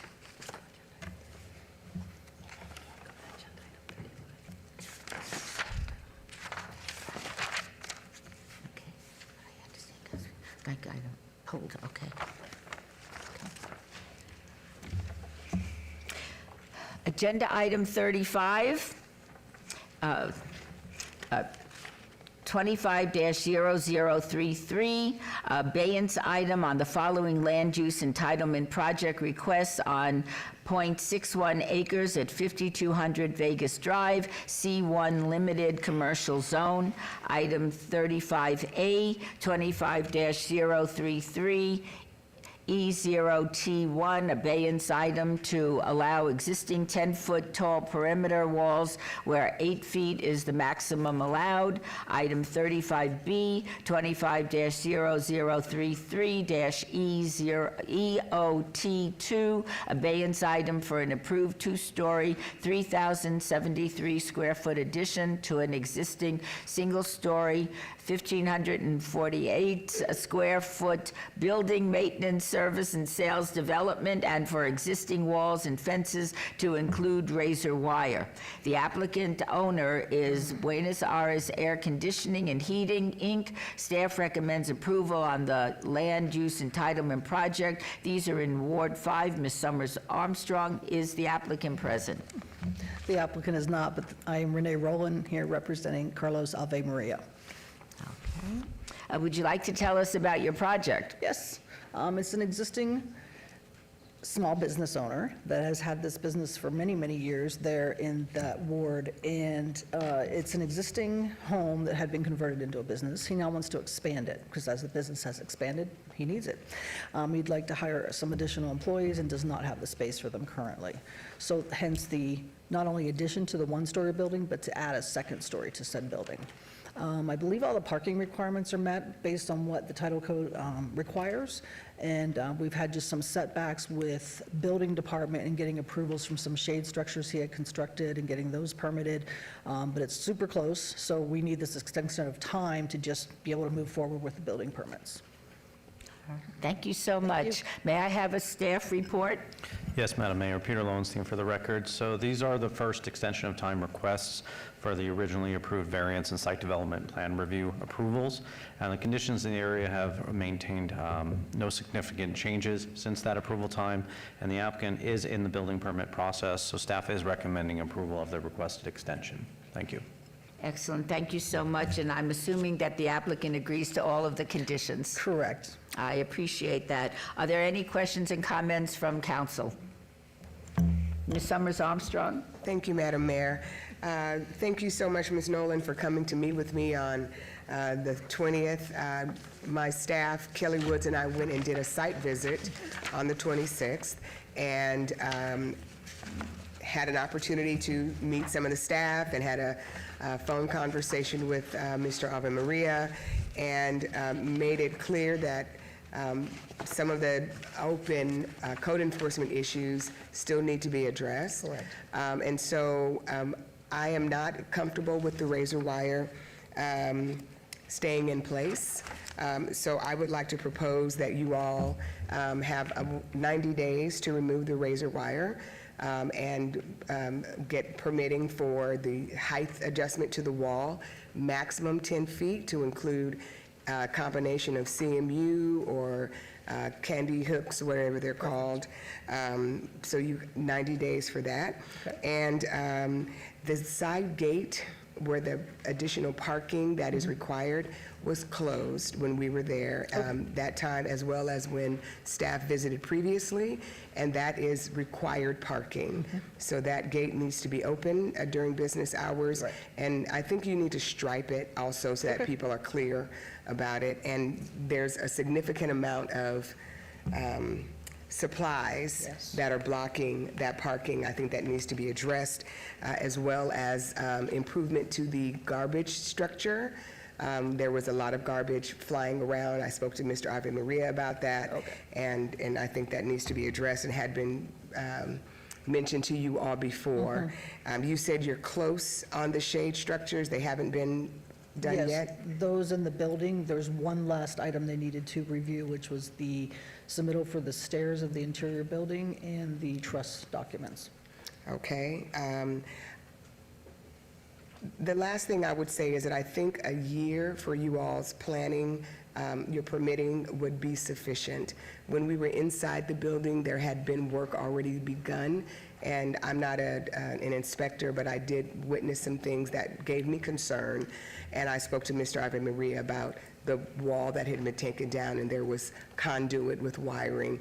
And so I think that you all started and stopped, and so I think we need to get that cleared up for safety purposes. So I think 1 year instead of 2 for your extension, for you all to get your permitting in place. I'm excited for the expansion of the business. We love having businesses in our ward. They provide jobs for our constituents, and I'm excited to have you all there. I just think that we need to bring some of these things into compliance so that we are not only presenting the business beautifully in the community as an example to others, but also making sure that everybody is safe. Agreed. Thank you very much. Mr. City Attorney, how do we incorporate the suggestions that the councilwoman has requested? Thank you, Mayor. Jeff Dorkak, City Attorney. That was going to be our next thing, turning it over to Mr. Lowenstein. Thank you, Madam Mayor. Through you. So some of that is direction to staff. So there is open code enforcement cases which we can do regular inspections in which to assure that the barbed wire is removed in a timely manner. There was also the original conditions of approval which did state that that was supposed to be removed 120 days from its original approval. So there is additional things in which to do compliance with, as well as the gates being open for the available parking. That is a condition on the original approval, so that is something they'll have to maintain, and that's a compliance thing that we will also do through code enforcement. As far as the 1 year, we'll have to amend conditions number 1 on both of the EOTs to reflect a date of January 18th, 2026 versus 2027 to curtail it to 1 year versus a 2-year extension. And then as far as an overall maintenance concern and how they're going to address the future maintenance of the site, I do have a lengthy condition in which to read into the record. It would be placed on EOT number 2. It would read as follows. Prior to the exercising of the site development plan review as expressed in Title 1916-100J, the developer is required to record a declaration of private maintenance requirements, also known as a DPMR, as a covenant on all associated properties and on behalf of all current and future property owners. The DPMR is to include a listing of all private owners and or maintenance infrastructure improvements, along with assignments of maintenance responsibilities for each of the subject site's landscape areas, including but not limited perimeter landscaping, parking lot landscaping, and foundation landscaping, and is to provide a brief description of the required level of maintenance for privately maintained components, including but not limited to building elevations, parking lot striping, trash enclosures, and driveway pans. The DPMR must be reviewed and approved by the City of Las Vegas Department of Community Development prior to the exercising of the Site Development Plan Review as expressed in Title 19-16-100J. It must include a statement that all properties within the subject site are subject to the assessments for all associated costs, such as private maintenance obligations, should private maintenance obligations not be met, and the City of Las Vegas be required to provide for said maintenance. Following recordation, the developer is to submit a copy of the recorded DPMR document to the City of Las Vegas Department of Community Development. And that ends that long condition. Yeah, thank you for your clarification. Is that acceptable to you? Absolutely. In that case, Ms. Summers Armstrong, will you make a motion? Mayor, happily, I move to approve. All right. Shall we A and B with the amendments and other things that we discussed here. Thank you for not repeating it. Shall we vote on the motion? Please post. Motion carries. Thank you. Thank you so much.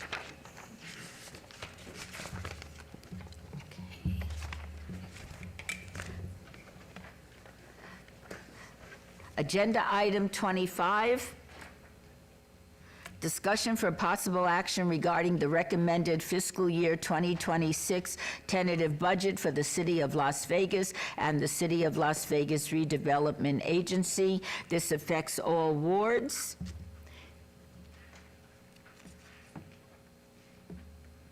Mr. City Manager. Good morning, Mayor Berkeley, members of City Council, Mike Jensen, City Manager, and I've been lucky enough to have a dream team in the City Manager's office, and so for today's presentation, I have two of those dream team members with me. I have our Chief Financial Officer, Susan Helsley, and I have our Deputy City Manager, Steve Ford. Mayor Berkeley, members of City Council, every fiscal year, we face different budget themes, and this year, as you'll see, we have themes that are a little bit different from the themes that we had in some prior years. We have some fiscal challenges this year. Those fiscal challenges can be summarized by three primary ones. One is the Badlands settlement. That does require some belt tightening that you will see in this budget. It has a significant impact on our general fund reserves, but as you all know, we've been planning for that scenario, the scenario of a settlement, for a number of years. And that fiscal planning is what's going to allow us to move forward quickly and get this particular issue behind us, as I want to make sure everyone knows, without any layoffs. And also, that fiscal planning that started some years back, you'll see that in an upcoming slide, we ended fiscal year 24 with the largest general fund reserve probably in the history of the City of Las Vegas at close to $300 million. And that was not done by accident. That was done with a lot of work with departments, with mayor and council, so that we would be in a position to be able to take care of the situation. So I want to make sure everyone is aware of that. Another challenge we face this year that doesn't come up every year, but it comes up when there is a change in the PERS contributions. This year we had planned for an increase, but the increase came in higher. We don't have any control over this. These are increases that we are required to incorporate into our budget. And so as you'll see in the second bullet there, the PERS increases for our early retirees is going up by 8.75%. For our judicial members, it's going up by 1.5%. And then for all the rest of our regular employees, it's going up by 3.75%. We've also faced this year some unique pressures on the consolidated tax. We would use the term that our consolidated tax has softened. And as a result of that softening, the question is, well, what's behind that? And so out of all of our sources of revenue, C-tax is the most volatile. And that's because that C-tax is very dependent on what's happening internationally and nationally as it relates to visitation to our community as a whole. All of that plays a role in C C-Tax being up, down, or kind of staying consistent. This year, C-Tax has seen some drops. And so as a result of that, we asked our departments to present 5 and 10% decrement plans so that we can get through the softened C-Tax. We also asked them to keep expanded budget requests at a minimum, and I want to thank all the work from our directors. Most of them are in the room here. This is the type of budget year where, with all of us collaborating, we all know what we had to do, and again, I want to thank them all for their efforts. I want to point out what you see up there on the upper right, and that is that public safety remains the #1 priority in this budget. And it's good to remember, when you look at all of our services, the highest budget allocation in our budget, #1, is the budget allocation to Las Vegas Metropolitan Police Department and Department of Public Safety. Police services, corrections services, our animal control services. This budget has $285 million allocated to that part of public safety. And right behind that allocation is the fire department. Our fire department allocation this year is $230 million. So that note that you see there, public safety remains our #1 priority. It absolutely does, based on how the dollars are being allocated in this budget. I want to talk a little bit about capital projects. As we've discussed in many of our briefings this year, we've had a few projects that we have to delay, but the good news is the timing is really working for us this year, where we have an opportunity to issue a C-Tax revenue bond as well as a park bond that is funded through dollars that are restricted, can only be used for parks, that we get from the Las Vegas Convention and Visitors Authority.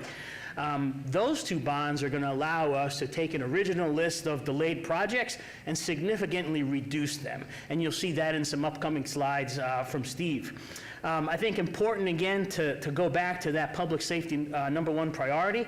All of the key public safety projects that we've had in process, they're all moving forward, and Steve has a great slide to just show you details of what those ones are. While you see here the overall available funding is less than fiscal year 25, that's the overall funding from the general fund to CIPs. You'll see a slide coming up that shows all money going to CIPs. That's federal, state, our local agency partners like Regional Flood Control, Regional Transportation Commission, all of our other agency partners. We're actually putting more money into our capital than we did last year when you look at it as a whole. So from that perspective, I think that's a pretty positive point for us to make today. Moving on a little bit more to get into a little bit of the details on the fiscal challenges. So in most budget years, we kind of go with a blanket vacancy factor for all departments of 3%. What that usually means is at the end of the year, we have a larger portion that goes unspent and that rolls into the following year's capital budget. This year, because we have limitations on how big the budget can be, we wanted to use all of our historical data and set the vacancy factor that is accurate to what our historical data shows for each department. Some departments at 3% is pretty consistent. Others, for a variety of factors, that vacancy factor is higher. So as some examples you'll see here, on our public safety side, they see higher vacancy rates, and it's largely due to things like the police academy and the fire academy. We have to fund positions for all of those slots, but in any academy, there's a number of folks that don't make it to the finish line, and yet that position is still funded throughout the year, so they have a higher vacancy rate. We also have much higher retirement rates on those sides of the house because they can retire earlier. And then some of them resign to take jobs at other communities across the country. There's very high demand for firefighters, for police officers, for corrections officers. And then, again, as I mentioned, some folks, they go through the process and they don't get confirmed. So as a result, our data shows that on our marshal side, a 6% vacancy factor is pretty consistent, and 8% on our corrections side, and about 7% for our early retirement retirees on the fire side. Most departments in this budget are also using some vacant positions to contribute towards their 5% and 10% decrements. The interesting thing in this budget that we've had some good conversation on is we're actually keeping all these positions in the staffing plan. They're not being eliminated. What that allows us to do throughout fiscal year 26, as we look at our revenues from month to month, we'll have an opportunity to bring revenue dollars back to some of those positions if our month-to-months show that we can do that. I like to point out that there's no uniformed officers or firefighters impacted by any of the decrements. And I think this is important for the public to know, and of course, Mayor and Council, you know this, we do not have a hiring freeze. We had some vacancy management when we were working out the details of the settlement where we had to do a temporary hold, and that freeze is no longer existing. We are hiring. If you go on our city webpage today, you'll see we're hiring corrections officers, marshals, firefighters, equipment operators, engineers, lifeguards. Again, I want to make sure that everyone knows that we are absolutely hiring. We need help from our community to do what we do best. Another little unique piece of our fiscal plan this year was to offer a voluntary separation program that helped us bring some of those vacancies forward. This is savings over a 2.5-year period. It's going to bring to the budget about $6.1 million in savings. Those 21 positions, those will be the 21 positions that really are frozen for a 2.5-year period. But outside those are the only ones that are frozen. So with that, I want to just mention that departments in their budget, they also identified some reductions to services and supplies to contribute towards their decrements at 5 and 10. In a good budget year, we can have a lot of nice-to-haves in the budget. This year, we had to make sure we funded all the must-haves and a smaller amount of the nice-to-haves. And so that's what's in that 5 and 10% decrement. So, Mayor and Council, with that, I'm going to turn over the mic to our CFO, Susan Helsley, and let her walk you through some of the more details of the budget. Thanks, Mike. Susan Helsley, CFO for the record. And before I get into my slides, I just want to have a shout out. I really want to appreciate all of the different department directors that helped us with this budget. I know it's never fun when your CFO gets up there and says we need 5 and 10% decrements. They all came through, so thanks for that. And I also really want to have a shout out to the finance team. Gail Lloyd-Likos and Quinn Oshakuski, they are amazing finance directors and budget managers. They put all of this together in a very quick time frame, so I really appreciate all the work that they do. So thanks, guys. And the rest of the finance team, they all really pitch in for this. So moving into our slides, I get to talk about how we end up in FY25 and what it looks like going into FY26. So in our FY25 general fund year-end estimate summary, we believe our revenues are going to be greater than our budget by about $14.4 million. So our property and room tax year-end, we believe that's going to be at $7 million. We get that money, or we get those estimates from the state. And those numbers are solid. We basically pick up about over 99% of that money that comes in. So when they say you're going to get the money, we get it in a timely manner. So there's no cash flow issues. We enjoy our property tax because it's pretty accurate. Our C-tax year-end estimate is coming in $7 million less than budget. It's just an ironic thing that they zero out. As Mike was saying earlier, we are seeing some softening on the C-tax side. We have been running about 1% under budget.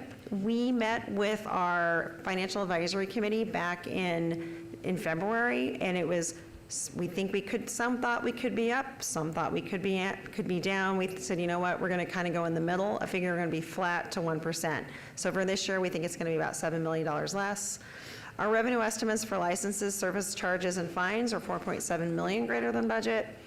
Settlements and judgments and other revenue, that's about $4 million greater than budget. So when we look at our settlements and judgments, we had some money that came in from some franchise audits. Those happen every 3 years. So we had 2 that came in this year. It was Cox and CenturyLink. So that amounted to about $4 million. And then we had $5.8 million that was transferred into the general fund as ARPA revenue replacement. And that met the deadline of 12/31/24 where those funds had to be obligated. So we moved them out of the special revenue fund and into our general fund so that we could continue making those obligations. So when we look at our estimate of expenditures, we estimate that we're going to exceed our budget by almost $65 million. In a normal year, I would be like, okay, guys, what are we doing? Why are we over by $65 million? But as we get into the numbers, it'll make sense. So our service and supplies, we're projecting to exceed our budget by about $18 million. The majority of that is due to spending on ARPA projects, and it's just how we budget for them. We don't budget for those ARPA programs when we go into the current fiscal year because we don't know how much they're going to be spent. They were actually budgeted in the prior year. So then we true everything up at the end of the fiscal year. So we'll be good once we make our augmentations. Salaries and bennies, they're under running budget by $9.8 million. That's largely contributed to our PJC vacancy management. As Mike said, we do have some positions that we get together every month. We look at any position that's open. We make the decision, is it going to be held for a little while? Are we going to hire it immediately, or do we need to hold it for longer? So between that, the VSP, and our vacancy management, we've saved almost $10 million this year. Contributions, capital outlay, and debt, that's running right about budget at $1.5 million. And then we did move an additional $53.3 million to the liability and property damage ISF, that's our internal service fund, for our Badlands settlement, and about $1.6 million to capital projects. I'll remind everybody, when we built the budget last year, we weren't expecting to settle Badlands. And so we didn't budget for it, so we've had to do some fancy footwork to get things moved around, but I can assure you we will be at appropriation authority. Everything's fine. It's just that we had to move everything into that liability and property damage ISF. So if we look at FY26, our revenue assumptions, we think we're going to be about 4.5% over. Now, this does include $30 million of bond proceeds. Mike mentioned earlier that we're planning to go out for a C-Tax revenue bond where we can recapture some cash that we've spent on capital projects in the last couple of years. So that's about $30 million that we've got reflected in the general fund. So our C-Tax increase, again, we're reflecting about a 1% increase. It's very consistent with the other agencies, also with our financial advisory committee, because they were like anywhere between 3% down to 3% up. It's kind of a coin flip right now. So we're going with the 1%. Property tax, that's going to increase by 7.1%. Our assessed value is increasing at 11.2. We're keeping that tax cap at 3% and 8%, our abatements at 60.7 million. Our license and franchise fees, those increase at 1.5%. Those are mandated. Most of them are at 5%, so it's just whatever if CPI goes up, we end up getting more franchise fees. And then our fines, charges for services and other revenues, those are decreasing by about 7%. We expect to have a reimbursable revenue decrease of about 10%. That's due to our lower RTC funding. Generally speaking, when we have RTC projects, our folks charge to their projects and then we get reimbursed. We know that RTC is having a bit of a struggle on their federal funding, so less of it will trickle down to us. And their other revenue is going to decrease by 50%, and that's related to those one-time franchise audit revenues, and also we won't be getting any more ARPA money. So the ARPA money has all been either spent or moved into the general fund. And then just as a side note, we've got about $8.3 million coming in on the Medicaid reimbursement. So some more revenue assumptions, contribution from the redevelopment agency, $3.5 million. That goes up with the CPI every year. Like I said, our transfers are decreasing almost 17% to the completion of ARPA. And then let's get into our C-Tax revenue bond that we've got for a total of $70 million. So 30 million of that 70 we will allocate to our general fund reserves. We want to maintain at least a 20% ending funding balance. And that's for a couple reasons. We want to protect our bond rating. Right now, we are a AA, and we would like to keep that because that keeps our borrowing charges cheaper for our taxpayers and also for the city, of course. We do have a potential to reissue the FY 2016 City Hall bonds at a lower interest rate. So as long as we keep our bond rating looking good, we will be evaluating if we want to move forward with that later this year. Those bonds are callable this year. It's hard to believe it's already been 10 years. Crazy. So we've got $20 million in capital for restoration of some delayed projects. As you guys remember, part of how we're paying for Badlands this year is we delayed about $50 million in capital projects. So we would like to try to bring 20 million of that back for restoration of those delayed projects. We've got 15 million in capital for additional bid reserve, and that's to account for any new tariffs that may materialize for materials and supply costs. And just in the last couple of years, we go out for bid and it comes in substantially higher than what we've been estimating.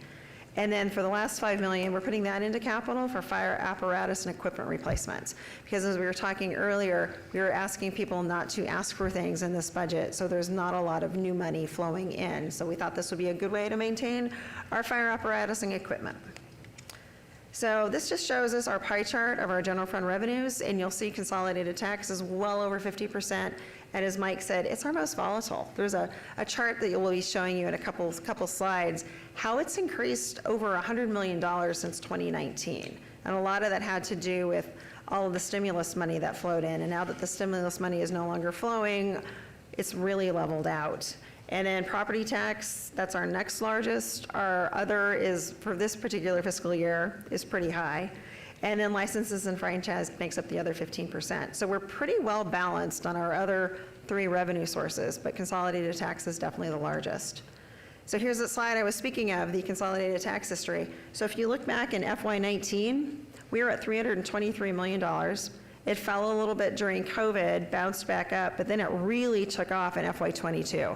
It went from $323 million to $412 million, and you can see it's been kind of bumping around ever since. So we are estimating it down this fiscal year from last fiscal year. It was $443 million. We think this fiscal year will be $435, back up to about $440. And I'll tell you, we keep a very close eye on our C-tax. Property tax, this is another interesting chart, because if you look back in like FY11, we were down to 102 million. It fell to a low of 88 million in FY14, and we finally climbed back up in FY17. We got up to 99 million. Today we're at 182.6. So we have really our property tax has taken off, even with those 3% caps. And you can see our abatement's actually going down a little bit from 66 million to 59.7. So we are starting to dig a little bit into that abatement. Our expenditure highlights. So as we talked before, not a lot going on this year, a lot of decrements, a lot of just kind of holding the line. That being said, Metro did come in with an increase at 2.8%. We did not ask Metro for decrements. We did let them know that our departments, ours and the county, because the county also funds Metro, we were both worried about C-tax, and so we were looking at decrement budget, so they went and they really pared down their budget. So they've got the 2.8% increase, and I'll remind you that they also have that big PERS increase that they're having to cover for the majority of their folks. So they've got additional personnel. We've got 3 commissioned officers, 7 civilian and 4 part-timers in there. They've got a little bit for technology. It's about $1 million. So they're about a $5 million increase over last year. And just to put it in perspective, their budget's $180 million. So it's a pretty big chunk. We do have contract increases for the Animal Foundation. We're currently negotiating their RFP that went out. We do expect there will be some level of an increase. We have not come to terms on what that increase will be. We've also got contract increases for inmate medical care and inmate culinary. We just remodeled 5 and 6 over at the jail, those units. We will have more inmates, and with more inmates comes more costs. We've also put in money for the Regional Aquatic Center opening. That will be opening sometime early next year. And then our Civic Plaza and building, we have the openings for that. They will be opening within the next few months, so we do have money in there for that. Just to remind everybody too, we added staff for that building in this particular budget, in FY25. So we have staff for the opening. We will be reevaluating to determine what we need going forward on that building. And then just to remind everyone, we've got all of our collective bargaining agreements, PPA and POA, they're in negotiations right now. Fire and CEA, they're valid through 2026, and then POSA is also valid through 2026. So we have all of those numbers built into this current budget as well, except for PPA and POA. We have like a 3%. We'll see how those end up. So on our FY26 expenditure highlights, usually the slide gets really long. I know in the last couple of years I've probably gone through 4 pages where we've added a lot of staff. Well, this year we've added 7 new positions, and they're all in different revenue sources. None are in the general fund this year. So we have 2 that are moving into our special revenue funds, and those are for our SIDs. We have had a lot of activity on those SIDs this year. We have 13 that are active with developers. We have 3 that are active non-developers, 2 in process, 5 more that are anticipated. So we think we got a lot coming down the pike. And talking both finance and public works, we have very few people that actually work on these SIDs, and it takes a lot of work. And so the SIDs give us money for the administrative fee, so we've got enough that we can hire 2 additional positions to help out on that. For the enterprise funds, we're adding 1 senior underground utility technician to our sewer fund, and then our internal service fund, we've got 4 positions coming into FireCom. So FireCom is a joint venture between the county, North Las Vegas, and the city, so we charge out a lot of those costs. So we've got an agreement to add 4 more folks. So you can see that we've got 3 non-public safety positions and 4 public safety positions for a total of 7. And this next slide just shows our full-time equivalent history that's happening over since 2021, which is interesting. We've had a growth in public safety positions of 9.6% versus 4.9% for non-public safety. So since 2018, we have grown from 3,500 positions to almost 3,900 positions. So like Mike said, we are open for business and we are hiring, which is great news for the city and for all of our constituents in the community. Looking at our general fund expenditures, we've got this pie chart in a couple of different ways. This one shows our salaries and benefits, so or by function or by category. So this shows what we call by our line item. So salaries and benefits is definitely our largest one of almost 45%. Then our non-labor is 20%. You can see Metro, 20% of our budget. There's almost $186 million this year. Debt service, just a little tiny sliver. And other this year is very large, and as we get into the actual number chart, I'll point out to you why other has become such a big part of our budget this year. And then if we look at by function, as Mike was saying, public safety is our #1 priority. It's reflected in our budget. Almost 60% of our $880 million goes to public safety functions. So $517 million, so that's Metro, that's our DPS, that's fire, part of public works. A lot of public works folks and a lot of neighborhood services go into the public safety realm. Other, again, 16%, $142 million. You can just see how the rest of it's kind of all divvied up. And here is our general fund tentative budget. We are reflecting the $30 million from our revenue bond. So as Mike was saying, in FY24, we ended up with a 35% unrestricted fund balance of $286.7 million. Interestingly enough, you'll see that we transferred out almost $70 million in FY24. That was for the Badlands payment from last year, the $64 million that came due. So we were able to move that out of the general fund and into our ISF to cover that. For FY25, you'll see that we've got a transfer out to other funds of almost $82 million. Again, that's for Badlands. We're making another transfer into our ISF to make that payment. So this year we are ending up with a shortfall of $72.5 million. We're still at 24%, $214.2 million for unrestricted fund balance.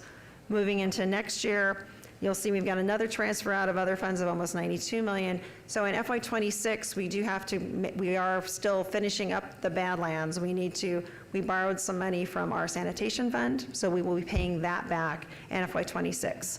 And you'll see on the other in FY26 of $114 million up in the revenue part of it, that's the $30 million that will come in from the bonds. So that's keeping our unrestricted fund balance at 21.5%. And I just want to reiterate to what Mike was saying. We went back into this budget knowing that we needed to be saving money, which is one of the reasons why we looked at those vacancy factors very, very carefully. We wanted to make sure that we wanted to be pretty accurate with our budget versus actuals so that folks weren't tempted at the end of the fiscal year to say, hey, I still have money, can I buy this?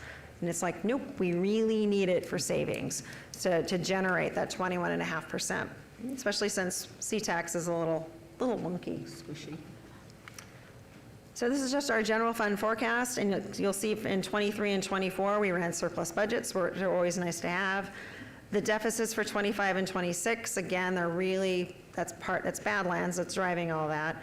We go back to a surplus in 27 and 28, and you'll notice that from 29 to 31, we're back in the red. We've got a few things going on there. Campus for Hope comes on in 27. That's, again, an unfunded mandate that we've put aside money to budget for. And in FY 30 and 31, we've got a new fire station coming on over in Summerlin. And with fire stations comes people and apparatus and things. So we just want to make sure we've got that all covered. And with this slide, I will hand it off to Steve Ford. Thank you. Good morning, Mayor and members of council. Steve Ford, Deputy City Manager. This first slide is just showing where we get our money for our capital projects. There'll be a list of different funding sources, some with restrictions, some without. Note on the LVCVA parks, that's where we would get where the bond comes in, and the money that is transferred to us from LVCVA would go for the debt service on those. That the first bond we are anticipating paying off at the end of this year, and then potentially another bond in FY27. So I wanted to just take a moment to talk about the big projects going on in your respective wards that are either under construction or will be open bids and under construction in FY26. And so in Ward 1, we're working on the Cragen Park soccer field upgrades. Ward 2, the big Regional Aquatic Center pavilion pool that was funded majority by the Southern Nevada Public Lands Management Act grant, which is going on. Ward 3, the East Las Vegas Family Dog Park, which is the dog park right adjacent to the new family park in Ward 3. Ward 4, we're putting in some money for the Nevada State Veterans Memorial at Thunderbird Park. We expect that to be bidding by the end of the year, and working with the state on a transfer agreement for that memorial. Ward 4, Ward 5, and in my opinion, as I've mentioned to you before, one of the more important projects we have is the library remodel at West Las Vegas. So when the library district moves out, we will be able to move right in afterwards and not let that building sit vacant. And then Ward 6, I just saw some pictures about the restroom addition outside the hay barn up at Floydland Park. That's going along very well. Some of the major public safety projects we have going on in each of the wards. Ward 1, the 103 three-bay replacement there on Upland is, we're expecting the design completion this year. There'll be a new Summerlin West Fire Station that we're working with the developer on right now to get that agreement and hopefully finalize the site before the end of actually this calendar year. The Fire Training Center in Ward 3, we're expecting to get started to rehab that facility. The Multi-Agency Joint 911 Center up in Ward 4 is a joint project between the city and Metro, and that should be going on that large piece of property up there on the curve. Ward 5 is the Fire Station 1 rehabilitation. We were anticipating Fire Station 1 to be torn down with the downtown access project, but since that project got canceled, we need to do some work in there for those, the firefighters and fire admin. And then Ward 6 is Sky Canyon and the Providence area substation and park that's going right next to it. So going forward in FY26, we are, as was mentioned, we're looking at this anticipated bond through the LVCVA using those dollars to pay for it. We're expecting potentially having those bonds, the money available sometime mid-2026, fiscal year 2026. And then, as was mentioned, there'll be the additional $20 million through the C-Tax that will go towards either the projects that were put on pause or whatever priority you find is needed in your ward. And I will be meeting with each of you over the next couple of weeks before we get to the final budget to determine your priorities and how you would like that money to go forward. And with that, I'll turn it back to Mr. Jansen. Thank you, Steve. Thank you, Susan. I got a couple of wrap-up slides here. Before I get into the wrap-up, I want to walk you through another really important part of our annual budget, our overall operations. That's our redevelopment agency. And our redevelopment agency has got various restrictions at the federal and state level, but the redevelopment agency can be eligible for all kinds of unique financial tools that some other areas of the city aren't. So our RDA covers portions of Ward 1, 3, and 5. And a couple of the things that I'd like to really point out on this slide are, you'll see at the top the assessed value. We had a couple of really big increases in fiscal year 24 and 25. A lot of that was the projects in Symphony Park that were actually given a C of O and opened with new residents living in there. And then you'll see in FY26, we're almost flat, and officially the numbers we got were slightly down. And the reason for that is, as you all know, our property tax, once it's added to the property rolls, those big projects, each year after, there is actually a reduction. So a couple of the big projects that were added, they're actually seeing that depreciation component. But additionally, we've got a number of properties in the redevelopment area that had old buildings on them. The buildings have been removed from the site, and those sites are being prepared for new development. So when it goes from a site that that had a building to just a vacant lot, there's actually a drop in the overall taxes. But what I will point out to you, we anticipate a huge increase in our assessed value in FY27, and that's because what you see across the street and around a lot of the areas downtown, we have in FY27 the AC Marriott Hotel next to the Smith Center will be open. We have the Southern Land High Rise and Mid Rise. We also have a Southern Land Arts District project and a Cedar Street project. All of those projects are going to start coming onto the tax rolls, most of them in FY27. So we anticipate seeing a very big bump in assessed value, specifically in the RDA next year. And those are just the big ones. As you all know, there's dozens of smaller, small business owners who are doing improvements at numerous areas of the RDA, and those are also going to have an effect on the overall assessed value. You'll also note, when we talk about the redevelopment agency, we can't talk about the RDA without its efforts to be supportive of all things in the medical district. And so, we've had such a great relationship with UMC, with UNLV, and a few sessions ago, a council meeting, we had a great recognition of all the new improvements that UMC has just been completing. They have so much more in the pipeline, but what the RDA is doing is also working with every level of education to continue to provide ways for our community to be trained to be able to service all of the jobs that are needed, we need help on the medical side. And so you'll see there the RDA is working with CSN on a medical education and training center. They're working with Nevada State University on a juvenile allied health center. The aforementioned in some of our prior briefings, the Biomed Challenge Grant to bring a biomedical footprint into the medical district. And the more recent discussion, working closely with Mayor Pro Tem, is furthering that relationship that we've had with UNLV related to the practice. The UNLV practice has a lot of offerings in the medical district, but something that we really need is an investment in mental and behavioral health center. And so the RDA is working with all those groups to try to help these projects get to the finish line. Symphony Park has been the gem of the RDA for many years. There's not too many parcels left.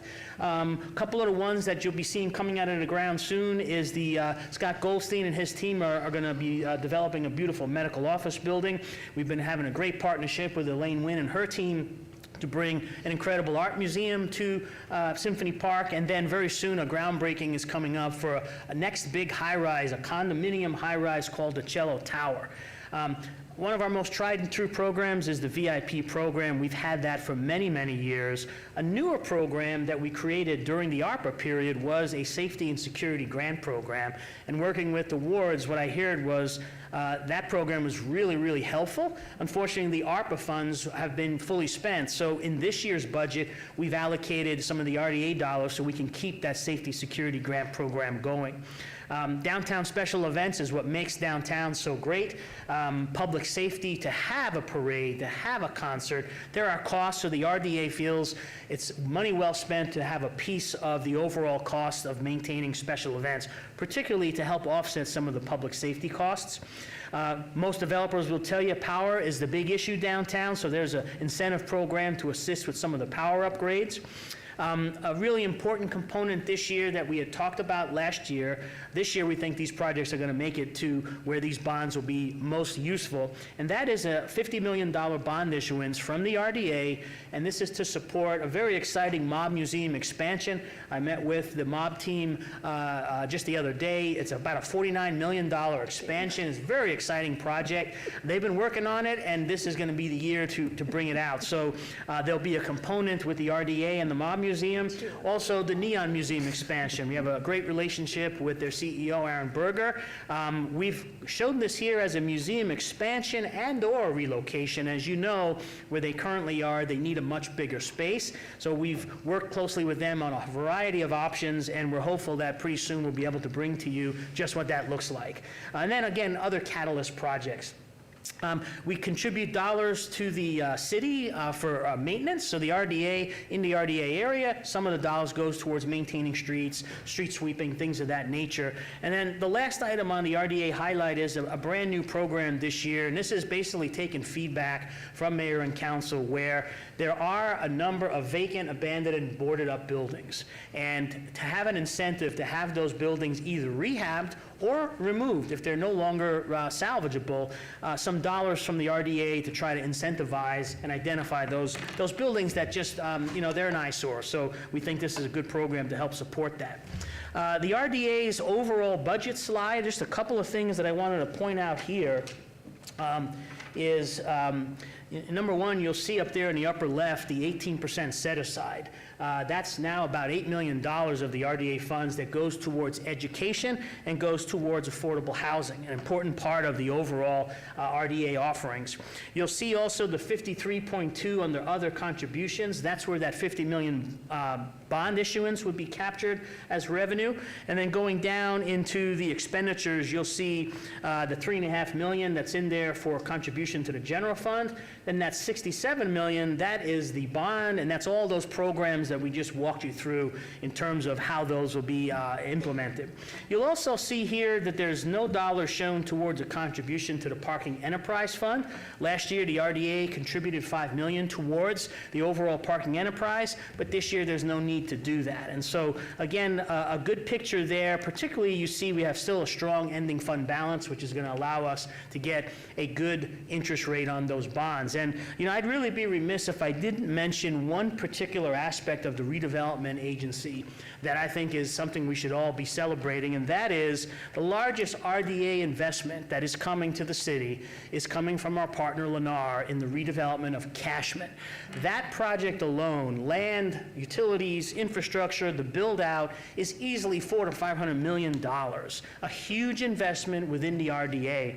And, hot off the press this morning, I want to make sure I get the thing right, it was called the Legislative Joint Money Committee discussion that was just held this morning.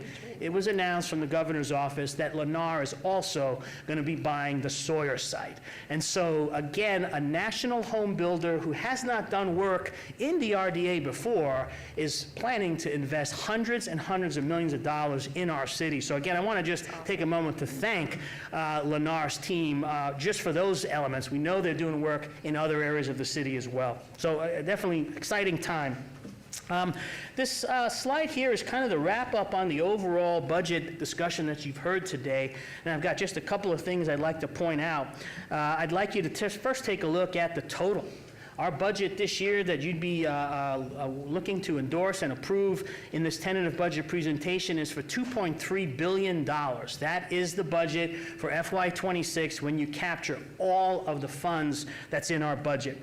Number two, I just would like to point out on the special revenue fund, a lot of times there's a question on just what's in there. That's our direct motor vehicle fuel tax that we get from the state. That's all of our grants. That's our LVCVA room tax. That's our fire safety tax. On the capital side, you see that number, $585 million. As I mentioned at the beginning of this presentation, this year's total capital is actually more than last year's. And that total capital has, all sources of capital dollars at the federal, state, local level that are coming into the city for developing a lot of really good projects. The debt service fund, you'll see there the $50 million. That includes the new C-tax bond that we talked about, but it also includes the City Hall bond, the courthouse bond, our Smith Center bond, also Civic Plaza across the street. So a lot of things are in that particular line item. The last thing I want to point out really to y'all is that population number on the bottom. You'll see we continue to grow. Every corner of the city is growing. It doesn't matter if you're in the outer edges or if the inner core. We are growing year to year to year. And the numbers are important, I think, for us to just realize how the city has grown. We're now, depending on the index you look at, we're now the 23rd largest city in the country. And, for just appreciating a lot of cities that are much older than us, we've now stepped ahead of Boston, Detroit. We've stepped ahead of Portland and Washington, D.C. And with thousands of new housing units in the planning, construction phase, we're going to continue to grow. And I think that's something that we should all be proud of, that folks are looking to move here, folks are looking to invest here, and it's attributable to mayor, council, and our entire city team. And so with that, the key budget takeaway for you today is, we have some challenges that we've had to work into this budget for Badlands PERS and C-Tax, but our plan gets us through that. Public safety remains our #1 priority. As Susan noted, we are bringing you a conservative budget, taking into account all the information that's been shared.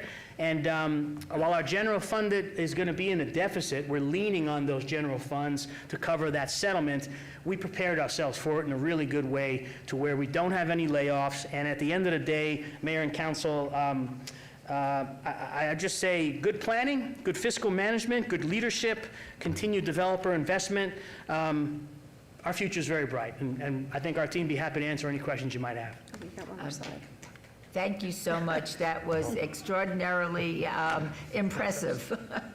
Are there any questions or comments from the members of the City Council? Mayor Pro Tem? Thank you, Mayor. Excuse me, and thank you, Mike and team, for the presentation and for the staff that put the budget together. I know how much work it is. I just wanted to highlight a couple of things that are important to me between tentative and final budget.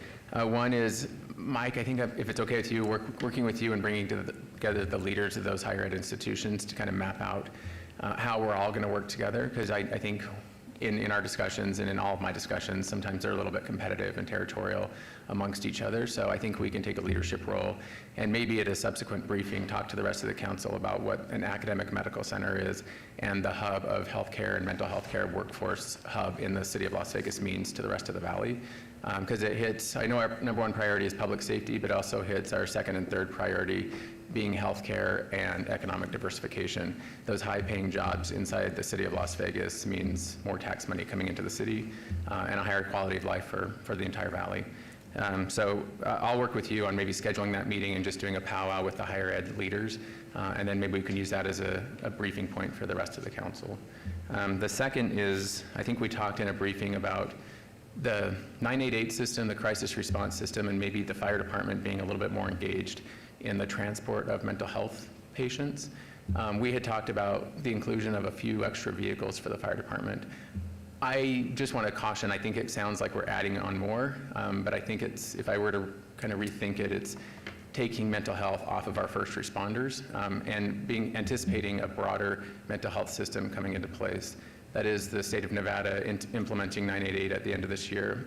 And then there are 2 crisis response centers that are opening up in the next 6 months or so. So it's going to pretty drastically change how our first responders are picking up and transporting people who are suffering from some kind of crisis. And my goal would be to take our first responders that we have now and focus them more on emergencies, either fire emergencies, medical emergencies, or police emergencies, and then really trying to get ahead of what our mental health system is going to look like. So if we can, between now and final, work with our fire department to figure out what that looks like. If it's appropriate or not appropriate, I still don't know. And there's a bill going through the legislature right now that would allow for Medicaid reimbursement to make sure that we're not losing money on it, but we're actually making money and then still freeing up our first responders. So other than those 2 requests, just incredibly grateful and proud to be part of your team and the 23rd largest city in the country. Mayor Pro Tem, I'll just mention to you, I have a meeting with Tim and Chief Gray on Monday. We're going to be talking about all things 988, and that's sort of a prequel to bringing to Mayor and Council a whole picture on the 988 and all of our efforts in responding to those crisis calls. And so we want to make sure we have all the bases covered. And so I appreciate Chief Gray and his team's work on everything up to now on that. And we want to make sure the entire council is aware of what that whole picture looks like with the bill likely passing and all those elements. So definitely some follow-ups coming. And the commitment that I made was that between tentative and final, based on the outcome of that briefing, if we needed to bring something else into the budget for that component, we would do that. Are there any comments or questions from other city council members? In that case, Mayor Pro Tem, would you like? Ma'am? Yes. Well, I just want to say that I'm super proud of how well you all have prepared us. This is my first budget with the city. I've been through this process many years with another organization, and I'm proud of the conservative, aggressive approach of being, but really, because you're thinking ahead, but placing us in a position where we are looking out for our employees as well as for our city and making sure that we are looking forward, making sure that we are not being, arbitrary in decisions, and this is really, really exciting. I'm proud to be a city council member on the 23rd largest city in the nation. That is like amazing. And so I'm really, really proud of you and look forward to discussions about the bond for the expansion or relocation of the Neon Museum. We've talked a little bit about that, and I think that some further discussions probably need to be had about what that looks like, but I'm excited about the possibilities of growth in Ward 5, top to bottom, and thank you all for your work. I appreciate it. Nicely said. Is there anyone else that would like to say anything? In that case, Mayor Pro Tem, may we have a motion? With appreciation for everyone who put this together, I would move to approve. Shall we vote?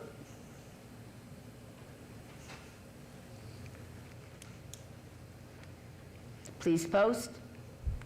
Motion passes, and thank you so much for your level of expertise and work on behalf of all of the citizens of the city of Las Vegas. We all thank you.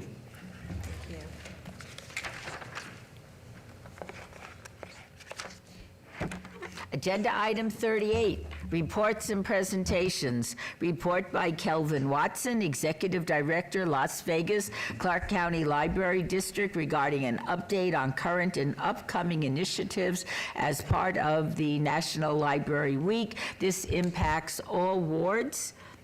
Dr. Malish. Thank you, Madam Mayor, City Council, Dr. Tammy Malich, Director of Youth Development and Social Initiatives for the record. And it is my pleasure to bring Calvin today to share incredible stats, great partnerships, and an incredible new project you might have seen in Ward 5 coming soon. With that, I'll turn it over to Mr. Watson. Thank you, Tammy.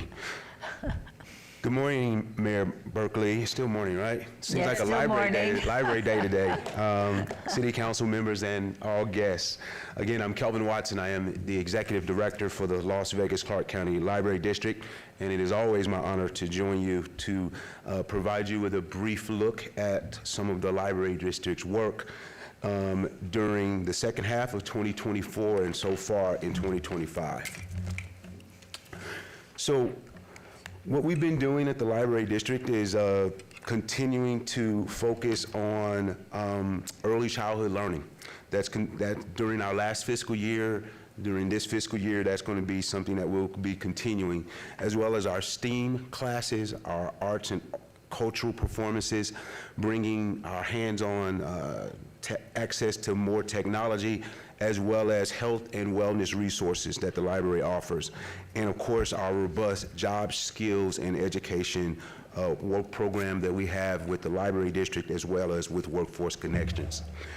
Last year, we hosted more than 36,000 programs that were attended by 817,000 residents.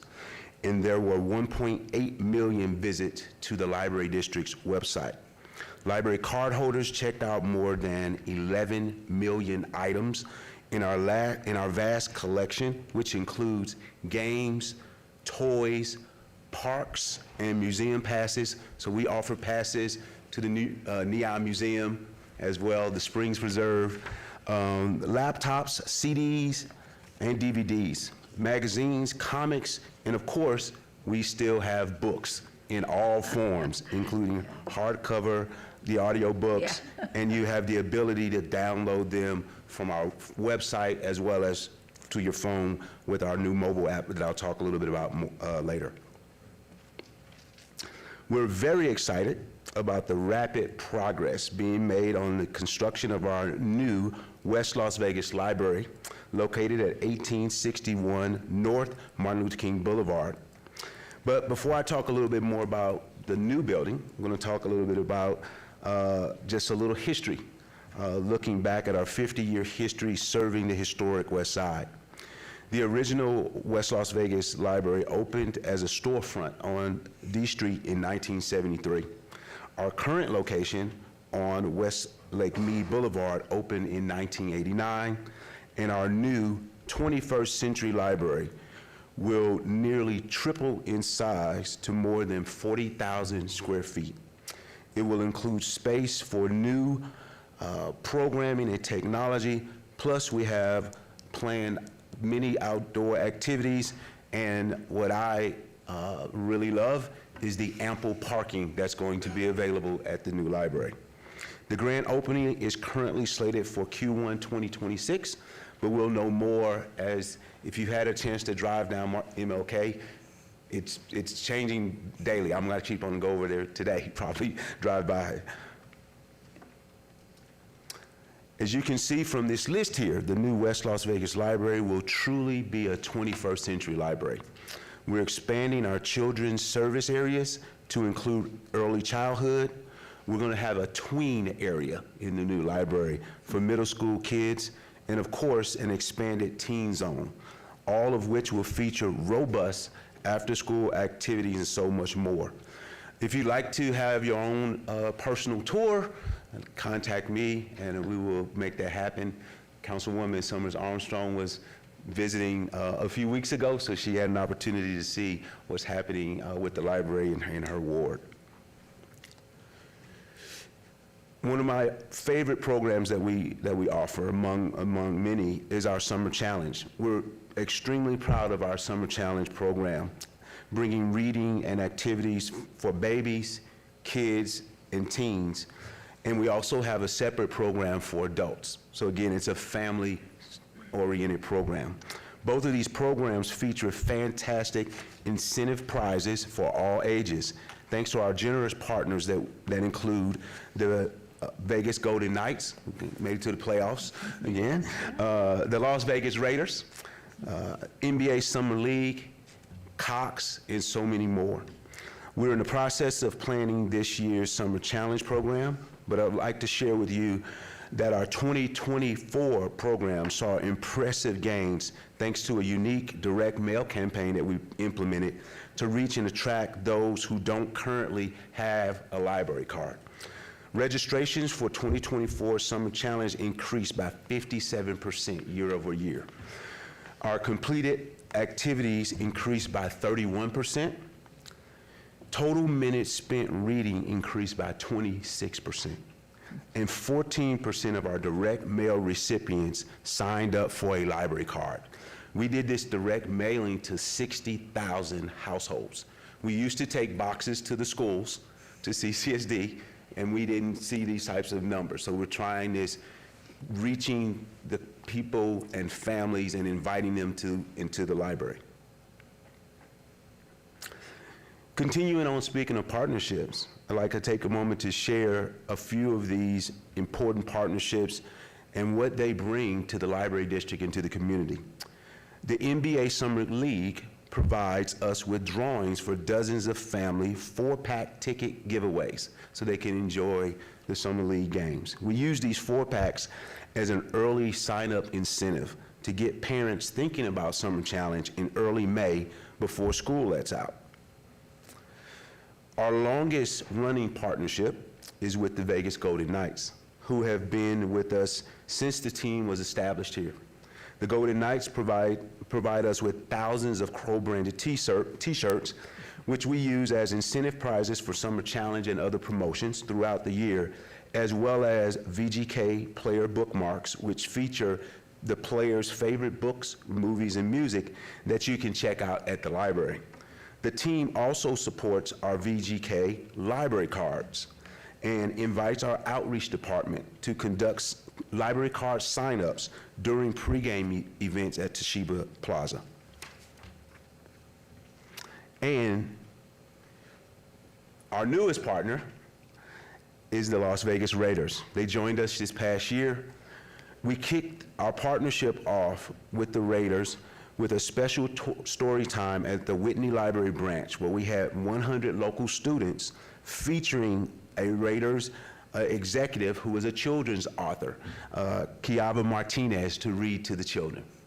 The Raiders provide us with thousands of co-branded t-shirts as well, which we use as incentive prizes for Summer Challenge and the other promotions throughout the year as well.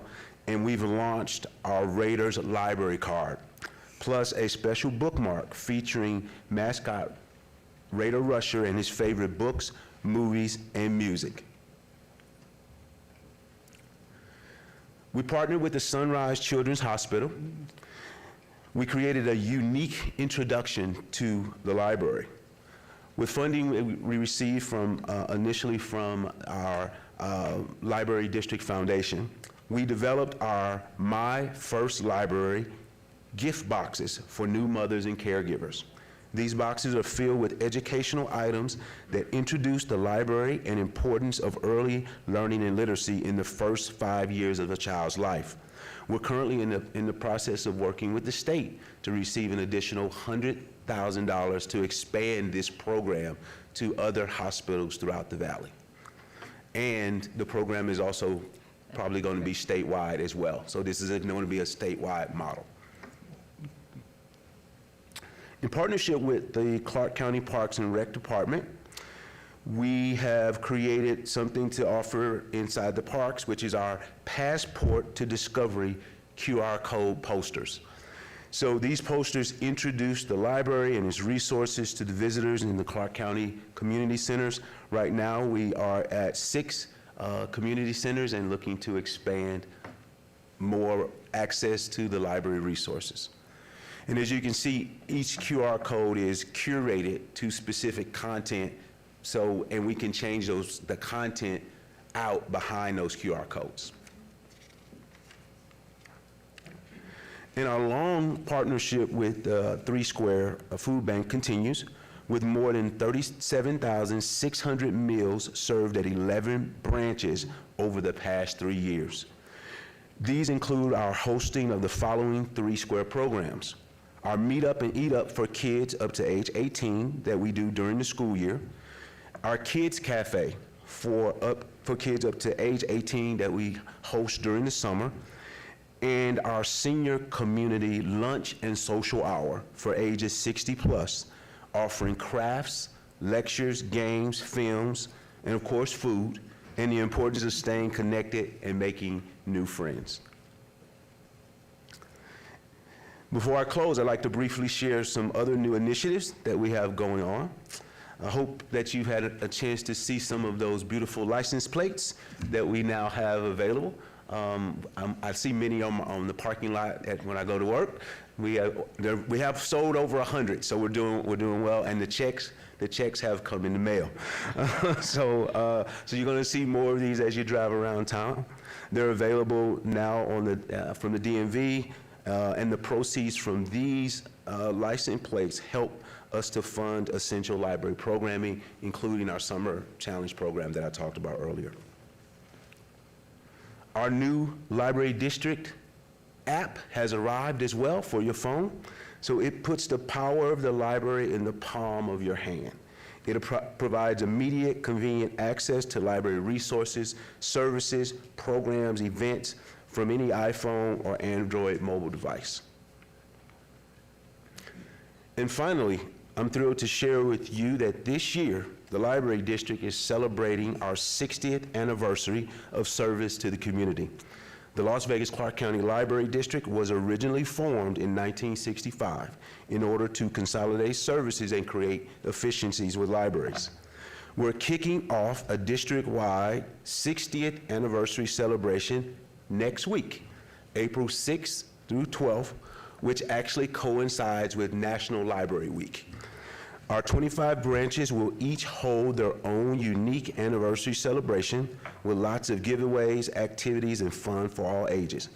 I invite all of you to stop by a few of our branches to help us celebrate, and you can find out more about the celebration dates and the locations by going to the website, thelibrarydistrict.org/60th anniversary. Again, as always, thank you for allowing me this opportunity to share with you some of what we have accomplished, what we have going on at the Library District. I love coming every year.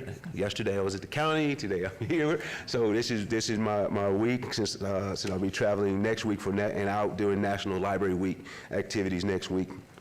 But our Library District team is always proud to help our customers feel free to be, and you can see it on all of our places and spaces, and I wore my Free to Be pin as well. We will continue to find ways to inspire, educate, and uplift the diverse neighborhoods that we serve. And if you do not have your library card, you got to get you a new Raiders one, I encourage you to get carded by stopping by your nearest library branch or by going to the website. Thank you. Mayor, I'll take any questions at this time. Kelvin, absolutely spectacular. I can say without fear of contradiction how proud I am that we live in a community that values reading and libraries and appreciates what an impact it makes on our fellow citizens' lives. I am a lifelong reader. There's nothing that I enjoy more than curling up with a good book, and even if it's a bad book, I still read it until I can get to the conclusion. So thank you. I still remember the first time that we met at lunch that was orchestrated by Elizabeth, and I remember thinking what a gift you are to the community, and today just validates exactly what I thought at our initial meeting. So thank you so much for what you do. And are there any questions or comments from, let's start over at the end. Okay, Ms. Armstrong? Thank you so much, Madam Mayor. Thank you so much, Mr., is it doctor yet? No doctor. Not yet? No, I'm done with school. Okay, all right. It's all those damn books. No kidding.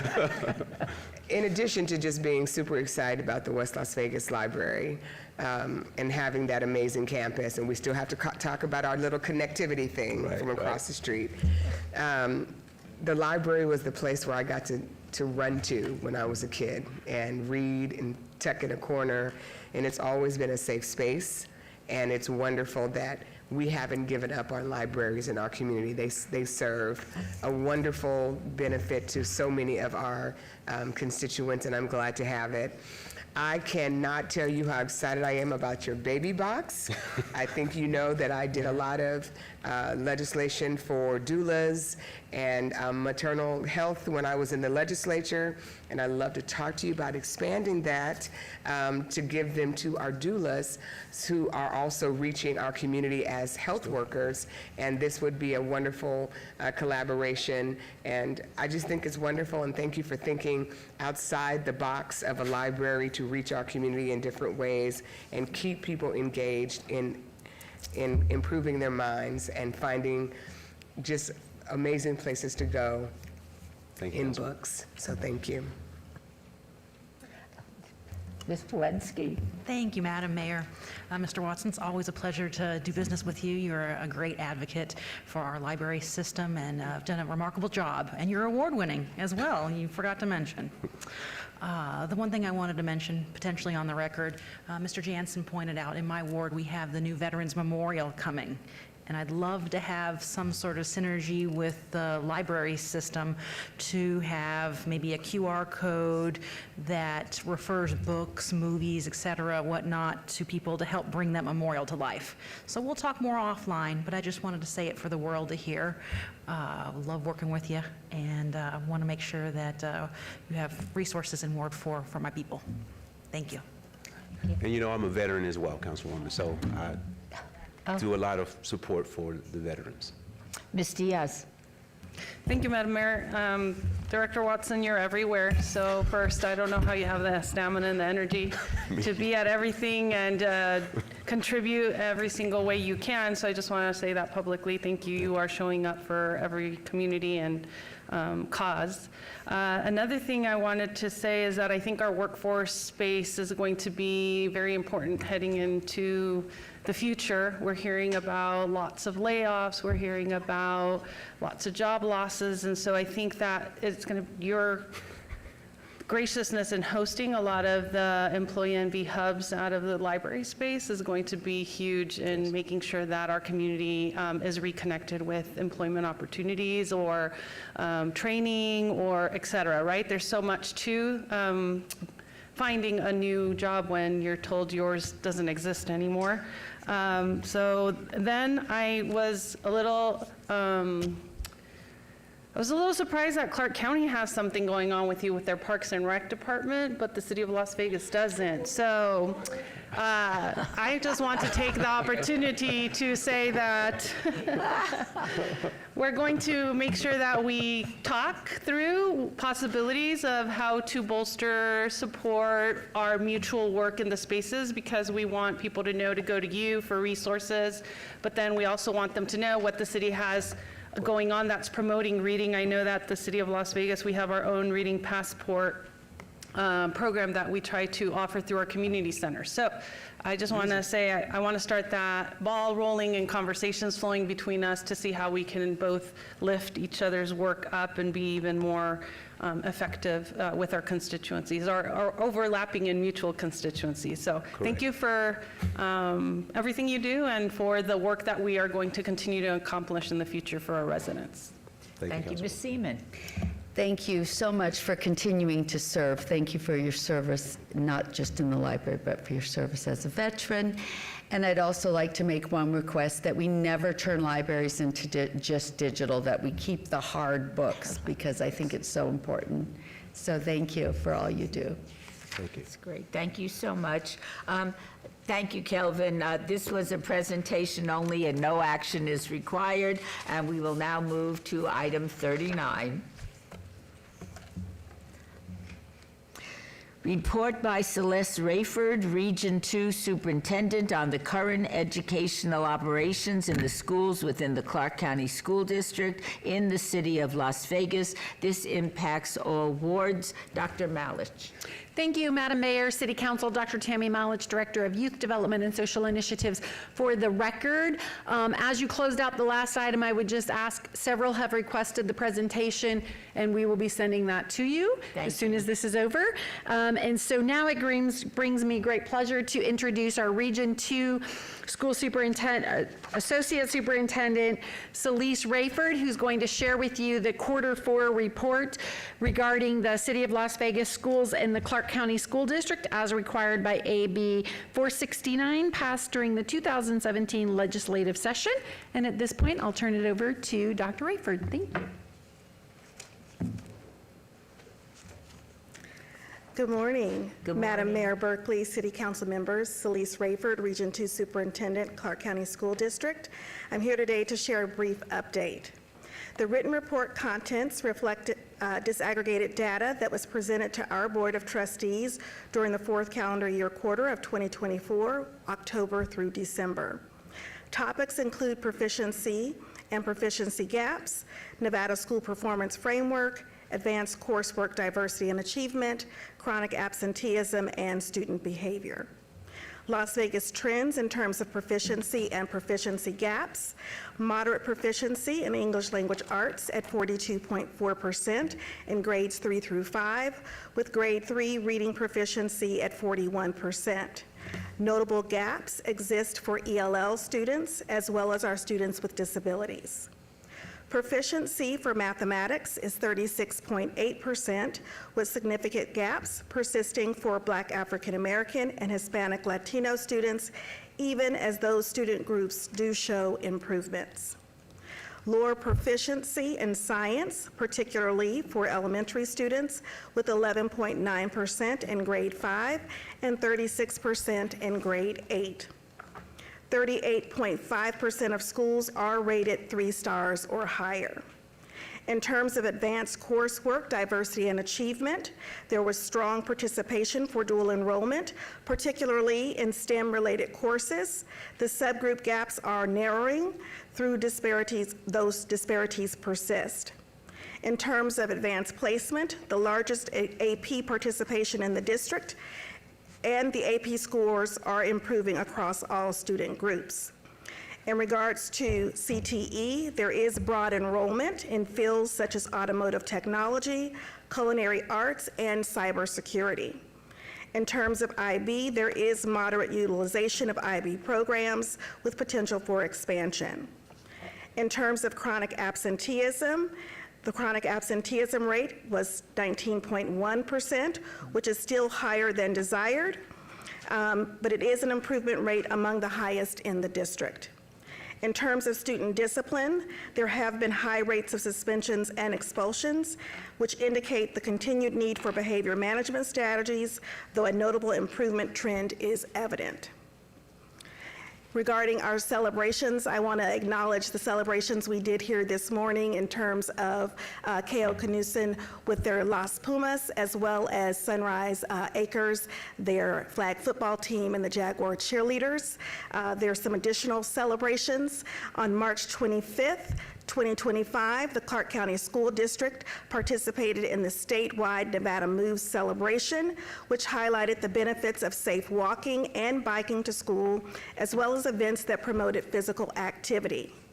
There were 6 Clark County schools that were recognized for excelling in STEM education with designations made by the Governor's Office of Science, Innovation, and Technology. Arborview High School and Frank F. Garside Junior High School represented the city of Las Vegas. The other schools included were Durango High School, Elton M. and Madeline Garrett Junior High School, Judy and John L. Goolsby Elementary School, and Carol M. Johnston STEM Academy of Environmental Studies. This concludes the report. Thank you. Thank you so much. Are there any questions or comments from the council members? Ms. Summers Armstrong. Thank you very much, Ms. Rayford, for the, is it Dr.? Yes, ma'am. Okay, Dr. Rayford. I've known her many years. She was Miss Rayford when she was our kids' principal at Mabel Hogard. Still have some real concerns about the achievement gaps, and particularly very concerned about the student discretionary expulsions. The numbers are shocking that we have 232 students expelled and 186 of them were African American or Hispanic. And I think this is more than just an issue of teacher ability to control classrooms. I think this is a deeper issue, and I would like to know what can we as leaders do to help inform this problem. I mean, this is an issue. We don't need kids expelled from school, and what is the district doing to combat this in a manner that is helpful to the children, as well as helping the teachers to better handle their classrooms? Great question, Councilwoman Summers Armstrong. Schools are being proactive in the sense of we've got members of our Educational Service Division, along with other divisions and units that are meeting with schools to come up with some plans in terms of how we can better support our students. We do want to ensure that there are consequences based on particular incidents. However, we have to ensure that there are some restorative practices where we're bringing parties together to restore and to rebuild that trust. We know that many of our schools are also educating our parents in terms of what they can do in terms of reinforcing skills and behaviors at home based on what we're doing here at school. But again, we're tackling it. It has been brought to many of our building principals' attention, and they are working to develop plans with their leadership teams and the staff at their schools. Many of them also are conducting home visits as well. And they've got many eyes, additional staff on campus, because as we know, the more adults that we have, if there's someone that they can reach out to beforehand so that we can be proactive based on an issue that might be stemming from maybe in the neighborhood, they're bringing that to the attention, and we're able to try to reach some resolution prior. Just a quick follow-up, Mayor, if I may. Yes, Do you have quantitative data for that we could share in our communities? Because these are things that come up when I'm in the community about expulsion. So I know it's aspirational, but I think we're many years past aspirations. And so if you have any quantitative, what kinds of training are these schools giving to their staff? And how are they addressing, what manner of quantitative data can you just provide so that we can have some things to discuss in the community? I think that would be helpful. Yes, we can get that to Dr. Malich. Does anybody else care to comment? Yes, Ms. Diaz. Thank you, Madam Mayor. I know that we have a new CCSD superintendent, Ms. Joan Ebert. I think it would be amazing to have her swing by maybe one of our city briefings. Well, we have several, but we'll figure out how we can bring her over and she can maybe be introduced to the city council members.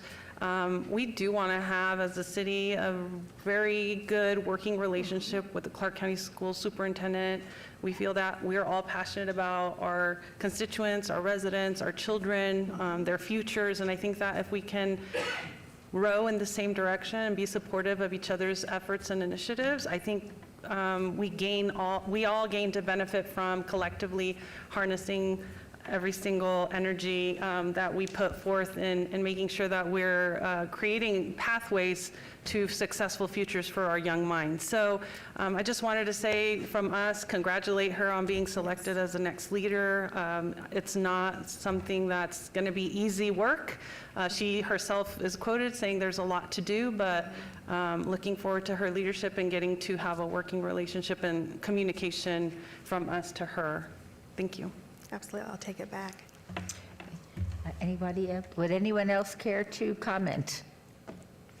In that case, Dr. Rayford, I recognize that the environment that I grew up in when I was in elementary school, middle school, and high school is dramatically different than the student population that we're dealing with now.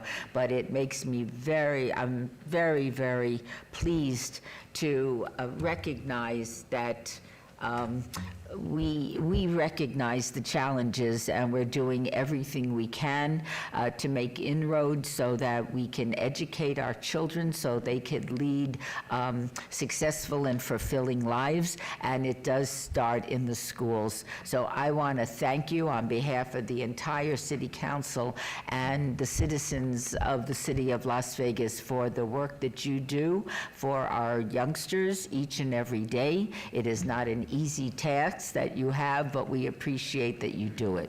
Thank you very much. You are more than welcome, and thank you for joining us today. This is a presentation only, and no action is required, so we will now move on to agenda item 40. Set date on any appeals filed or required public hearings. I would instruct the city clerk to set the public hearing dates and appeals from the City Planning Commission meetings and dangerous buildings or nuisance litter abatements. Will do, thank you. Thank you so much.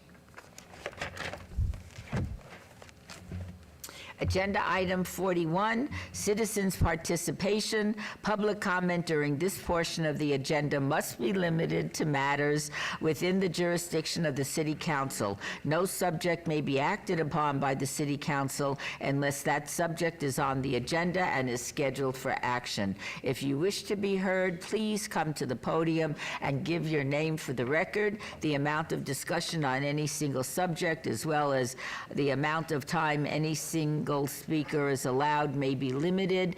This is your opportunity to address the council, but the council is not able to respond or engage in dialogue. Are there any members of the public who wish to speak under this portion of the agenda? I see a few people. Would you please join us at the podium and state your name for the record? And thank you for your patience. I know it was a long meeting. My name is Patrick Ballinger. Do I need to spell that? Okay. City Clerk, yes, why don't you spell it? B as in boy, A as in apple, L as in Larry, L as in Larry, I, N as in Nancy, G-E-R. And I'm Ryan Moon. Would you, Moon? Moon. Okay.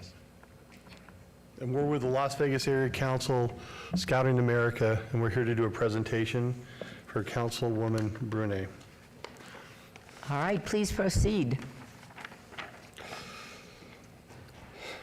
Councilwoman Brune's dedication to the Las Vegas Area Council extends far beyond simple support. She has been instrumental in securing Floyd Lamb Park for our annual Scout Expo that has been transformative. This generous allocation provides exceptional setting for our scouting families, facilitating camping, activities, and enriching the overall experience. Furthermore, the expansive space allows our older scouts to participate in a vast array of merit badges, classes, offering unparalleled opportunities for growth and development. Her efforts have enriched the lives of numerous scouts and their families. Beyond her commitment to scouts, Councilwoman Brune's impact on Las Vegas is equally profound. with their leadership extends to many vital organizations and significant contributions to the Kenny Gwynn Center for Policies and the Desert Research Institute and various other civic educational boards. This wealth of experience and dedication to policy and research, commitment to improvement, commendable to her deep-rooted understanding of the city's workings, has helped us navigate various challenges and open pathways for collaboration. Councilman Bruni, we just wanted to present this to you. It's our North Star Award, and it's the highest award we can bestow upon somebody that's not registered in. Mr. Ballinger, Mr. Moon, thank you so much for presenting this very well-deserved recognition to one of our city council members.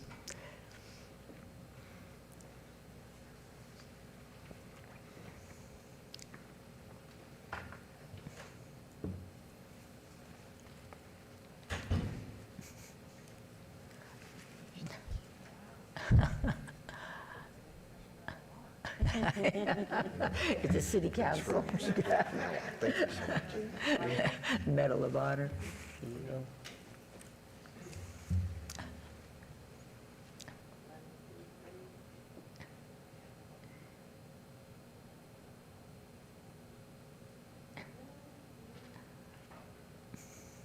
Thank you. This is also for the program. Councilwoman Bruni, would you please say a few words? Well, I was just going to say I did not know this was going to happen. If I had known, I probably would have asked them not to come because I do not like surprises. But I will say you guys are incredible partners. You always show up when we have projects, and you're helping us take care of Floydland Park and really building the next generation of leaders who I hope will serve up here with us someday. So thank you all for what you do, and I look forward to the continued collaboration and partnership. Thank you. Thank you. Yeah.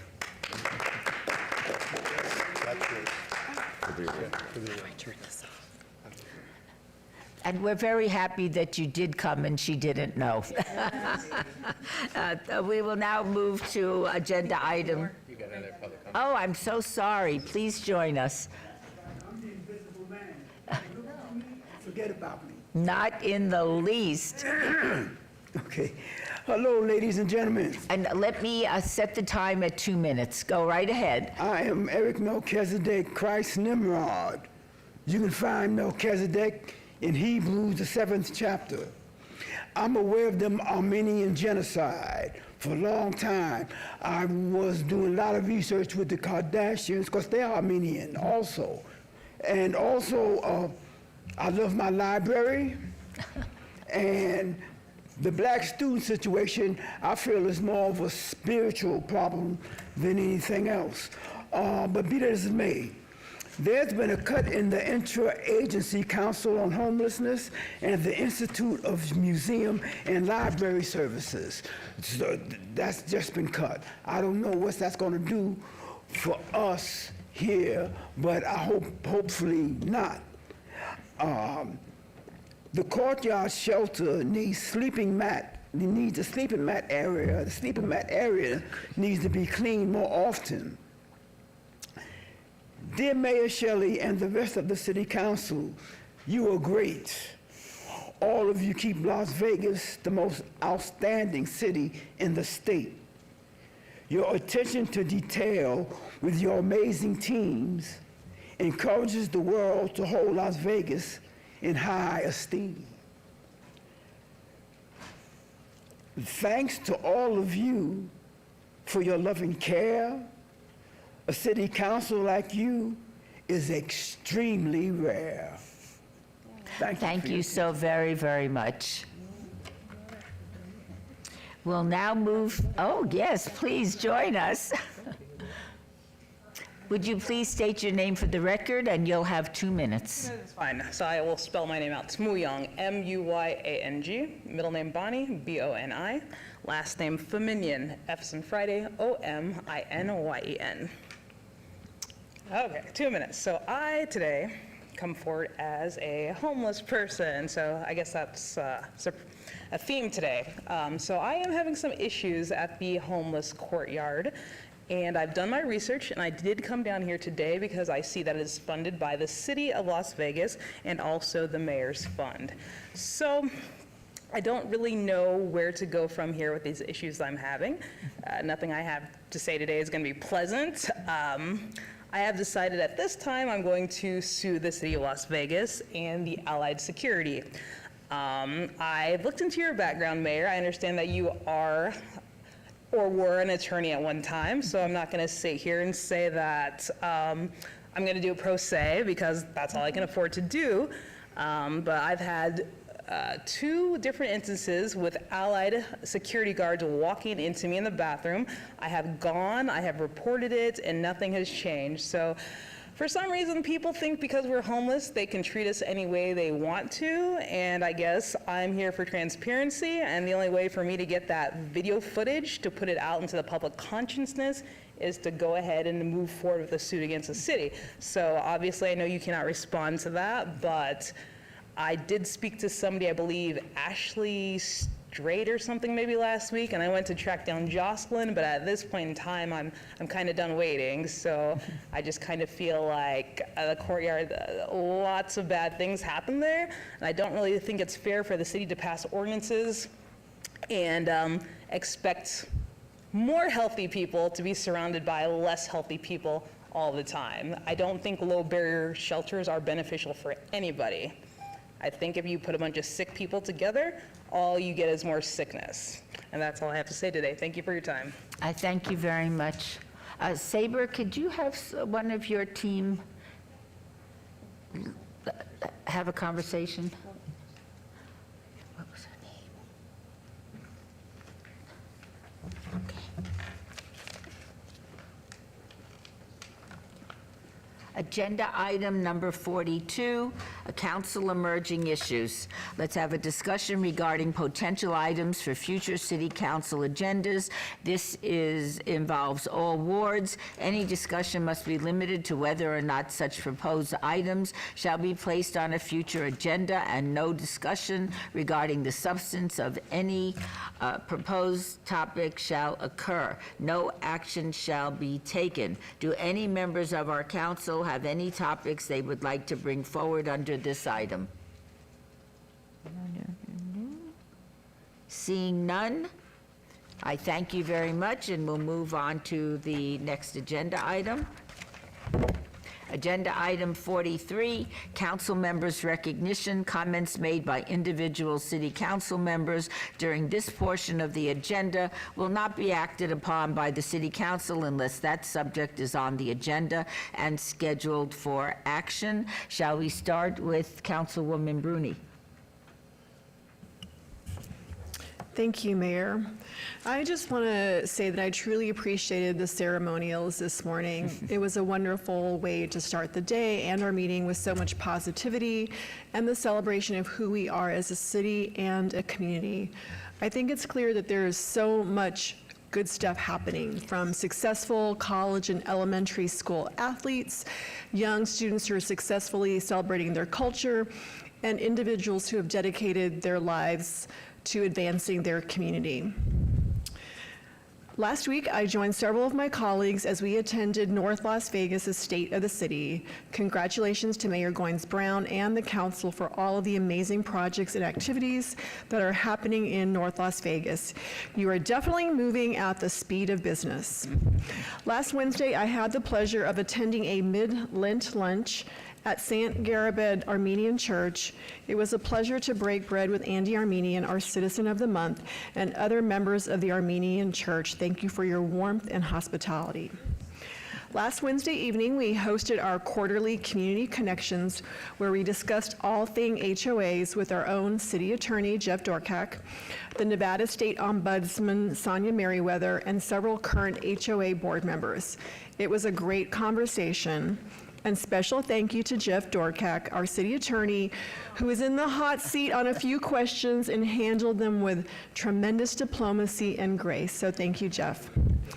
This week, several of our city team members had the opportunity to tour Goodman Plaza. All I can say is that it is beautiful and it is going to be such a resource for our community, and I'm excited about all of the space that will be available to celebrate art and culture. Moving onward to future events. Next Thursday, we'll be hosting our monthly Bocaditos with Bruni from 9 to 11 a.m. at our Centennial Hills satellite office. On April 19th, hop on over to our annual Spring Fling Pet Parade and Classic Car Show. We'll have something for everyone, including pet adoptions, with some of our rescue partners. If you're interested in being a community or arts and craft vendor, please reach out to our office at 702-229-5463. Also on April 19th, the Carpenters are hosting a Building Better Futures career check-in or career meeting with parents, juniors, and seniors. If you're interested in exploring a career in the trades, specifically the carpenters, please stop by. On Wednesday, April 23rd, we'll be hosting our regular free breakfast for small businesses. This will take place at 8:30 a.m. at the Centennial Hills Active Adult Center. We have a growing list of resources and speakers, so you will not want to miss out. Please RSVP so that we have enough food. Last time we had yummy breakfast tacos. As many know, our Northwest neighbors love our dark skies. So we're taking advantage of this. On Friday, April 25th, we'll be hosting a Night Among the Stars at Floydland Park. We'll be taking a walk around the park and looking at stars. An expert from the Las Vegas Astronomical Society will be joining us to give us a guided tour of the stars and dark skies. We love hearing from you, even when you have tough questions for us. Please email us at ward6 at lasvegasnevada.gov or call us at 702-229-5463. Have a great week. Thank you so much. Ms. Seaman. Thank you. So it's been a great Women's History Month, and I really enjoyed the collaboration event joining Dawn Barnes and Lisa Patterson for a fireside chat at the Women's History Month collaboration event with NAWIC Las Vegas and WTS. The keynote was Dr. Braxton, and she was truly amazing. And so it's been a pleasure to celebrate women every day last month.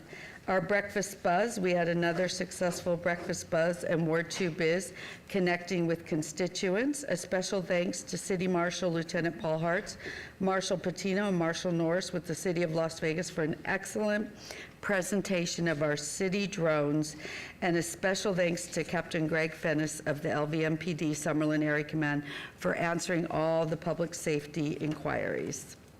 We had an amazing trip with Seth Floyd, our Director of Community Development in Washington, D.C., opening doors and supporting the lands bill by our Congressman Mark Amodei and Susie Lee. We also had great meetings at the White House with officials to talk about how they are so excited about releasing BLM lands, and we talked about autonomy and a pathway to get that land so much easier than we've had in the past. So it was a very, very, so we ran into old friends, Senator Dean Heller, Congressman, our former Congressman, Porter, thank you, and Congressman Heck. We also ran into Congressman Heck. Walk for Friendship event, the 7th annual Walk for Friendship event, right there in Ward 2 at our Las Vegas Sports Park.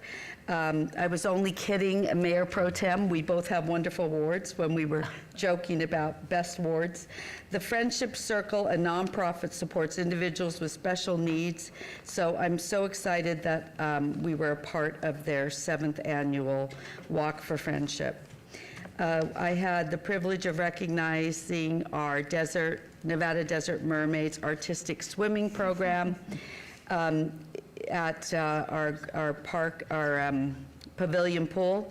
I also recognize our 2025 Nevada Desert Mermaid Athlete of the Year, Olivia Brady, for her dedication, leadership, and excellence in synchronized swimming.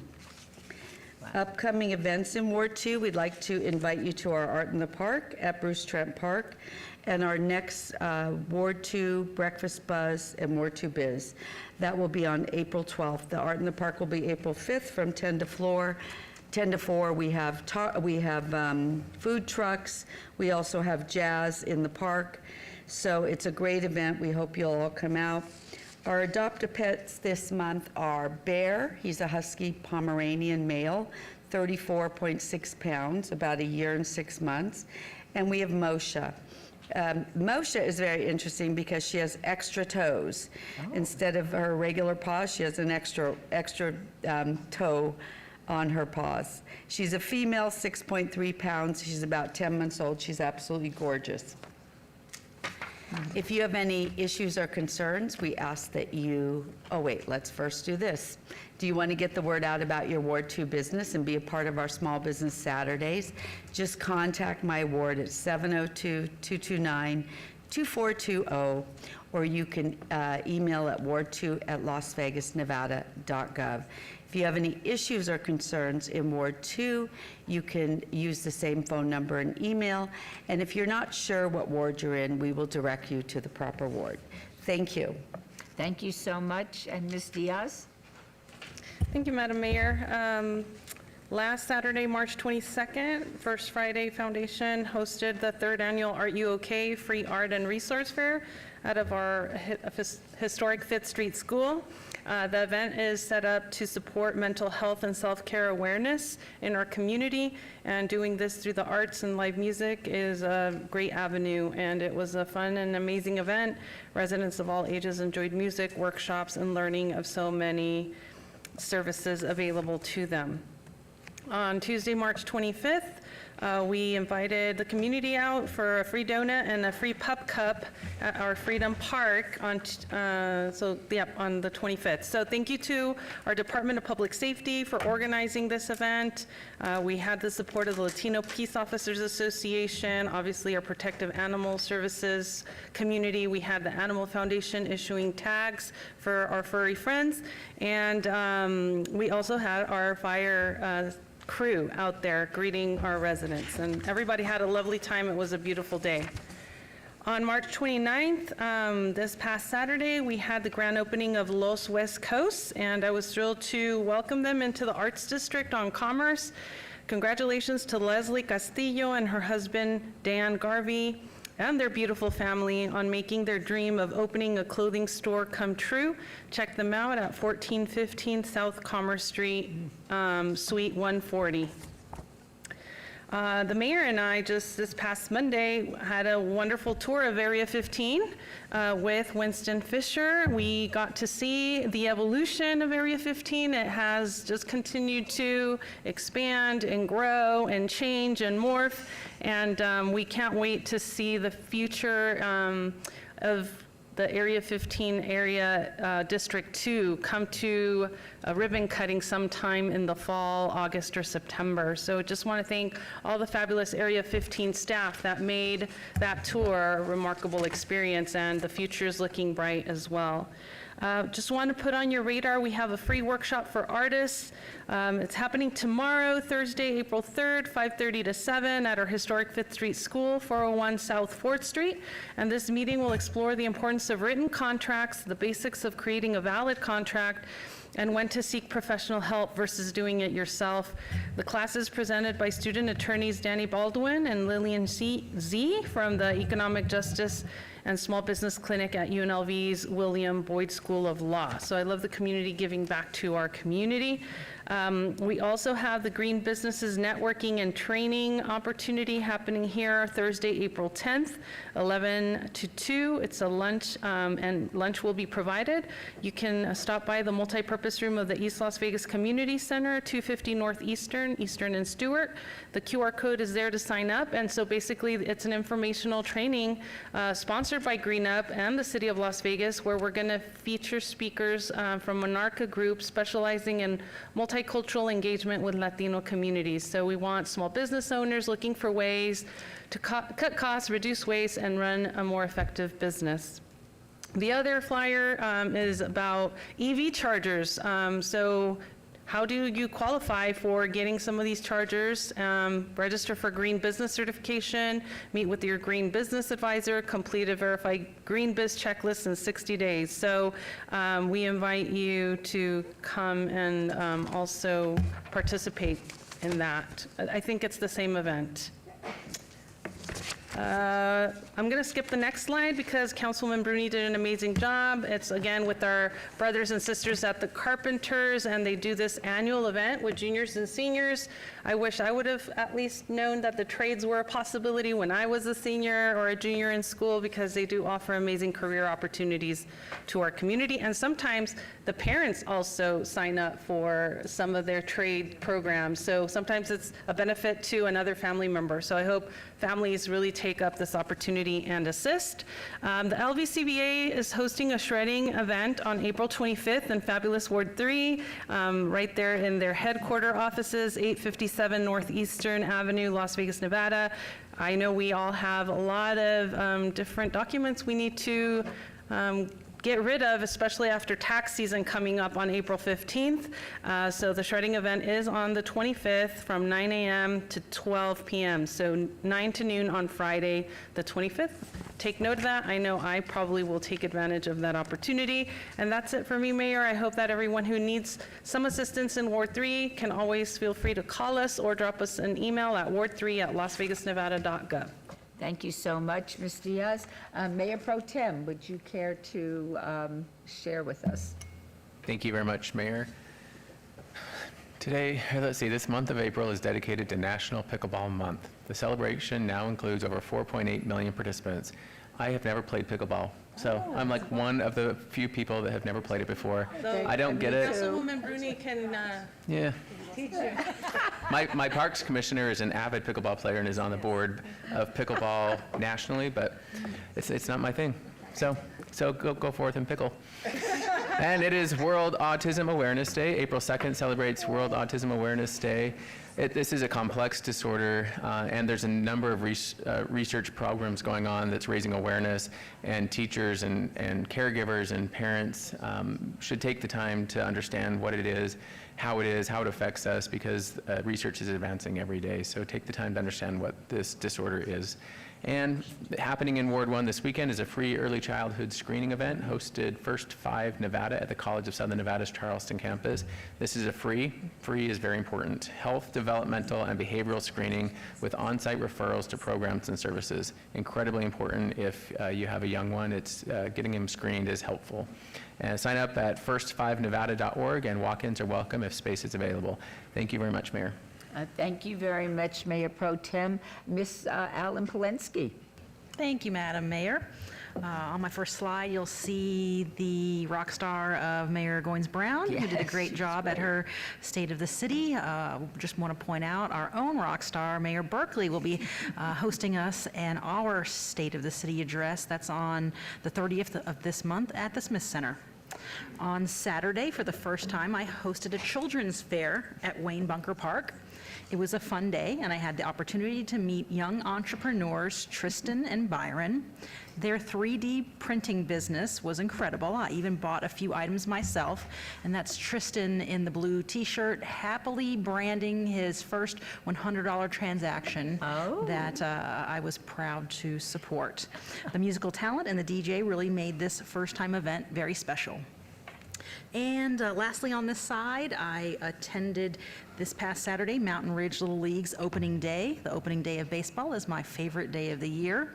And I would like to note that Mountain Ridge Little League won the World Series of Baseball 10 years ago, and they are the pride of the northwest part of our valley. As a baseball mom, I'm always happy to show up and support these young athletes.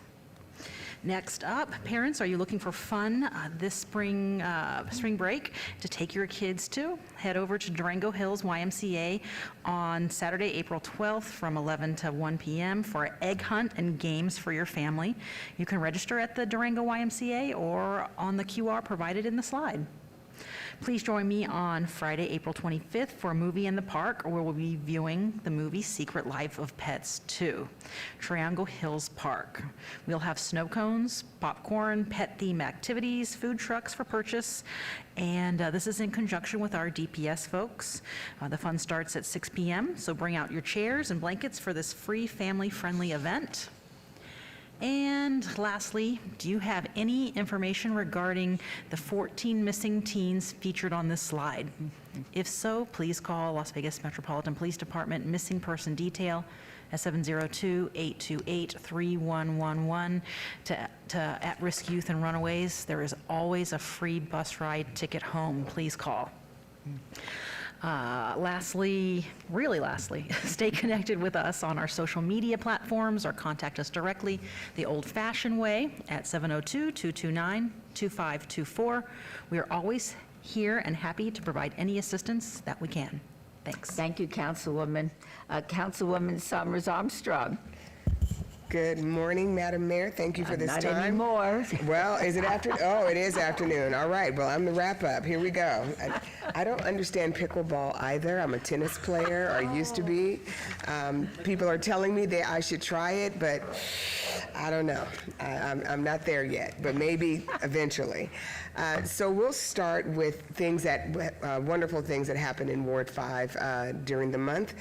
We had a groundbreaking on March 12th at the Duncan and Edwards Affordable Housing Development, which is in Ward 5.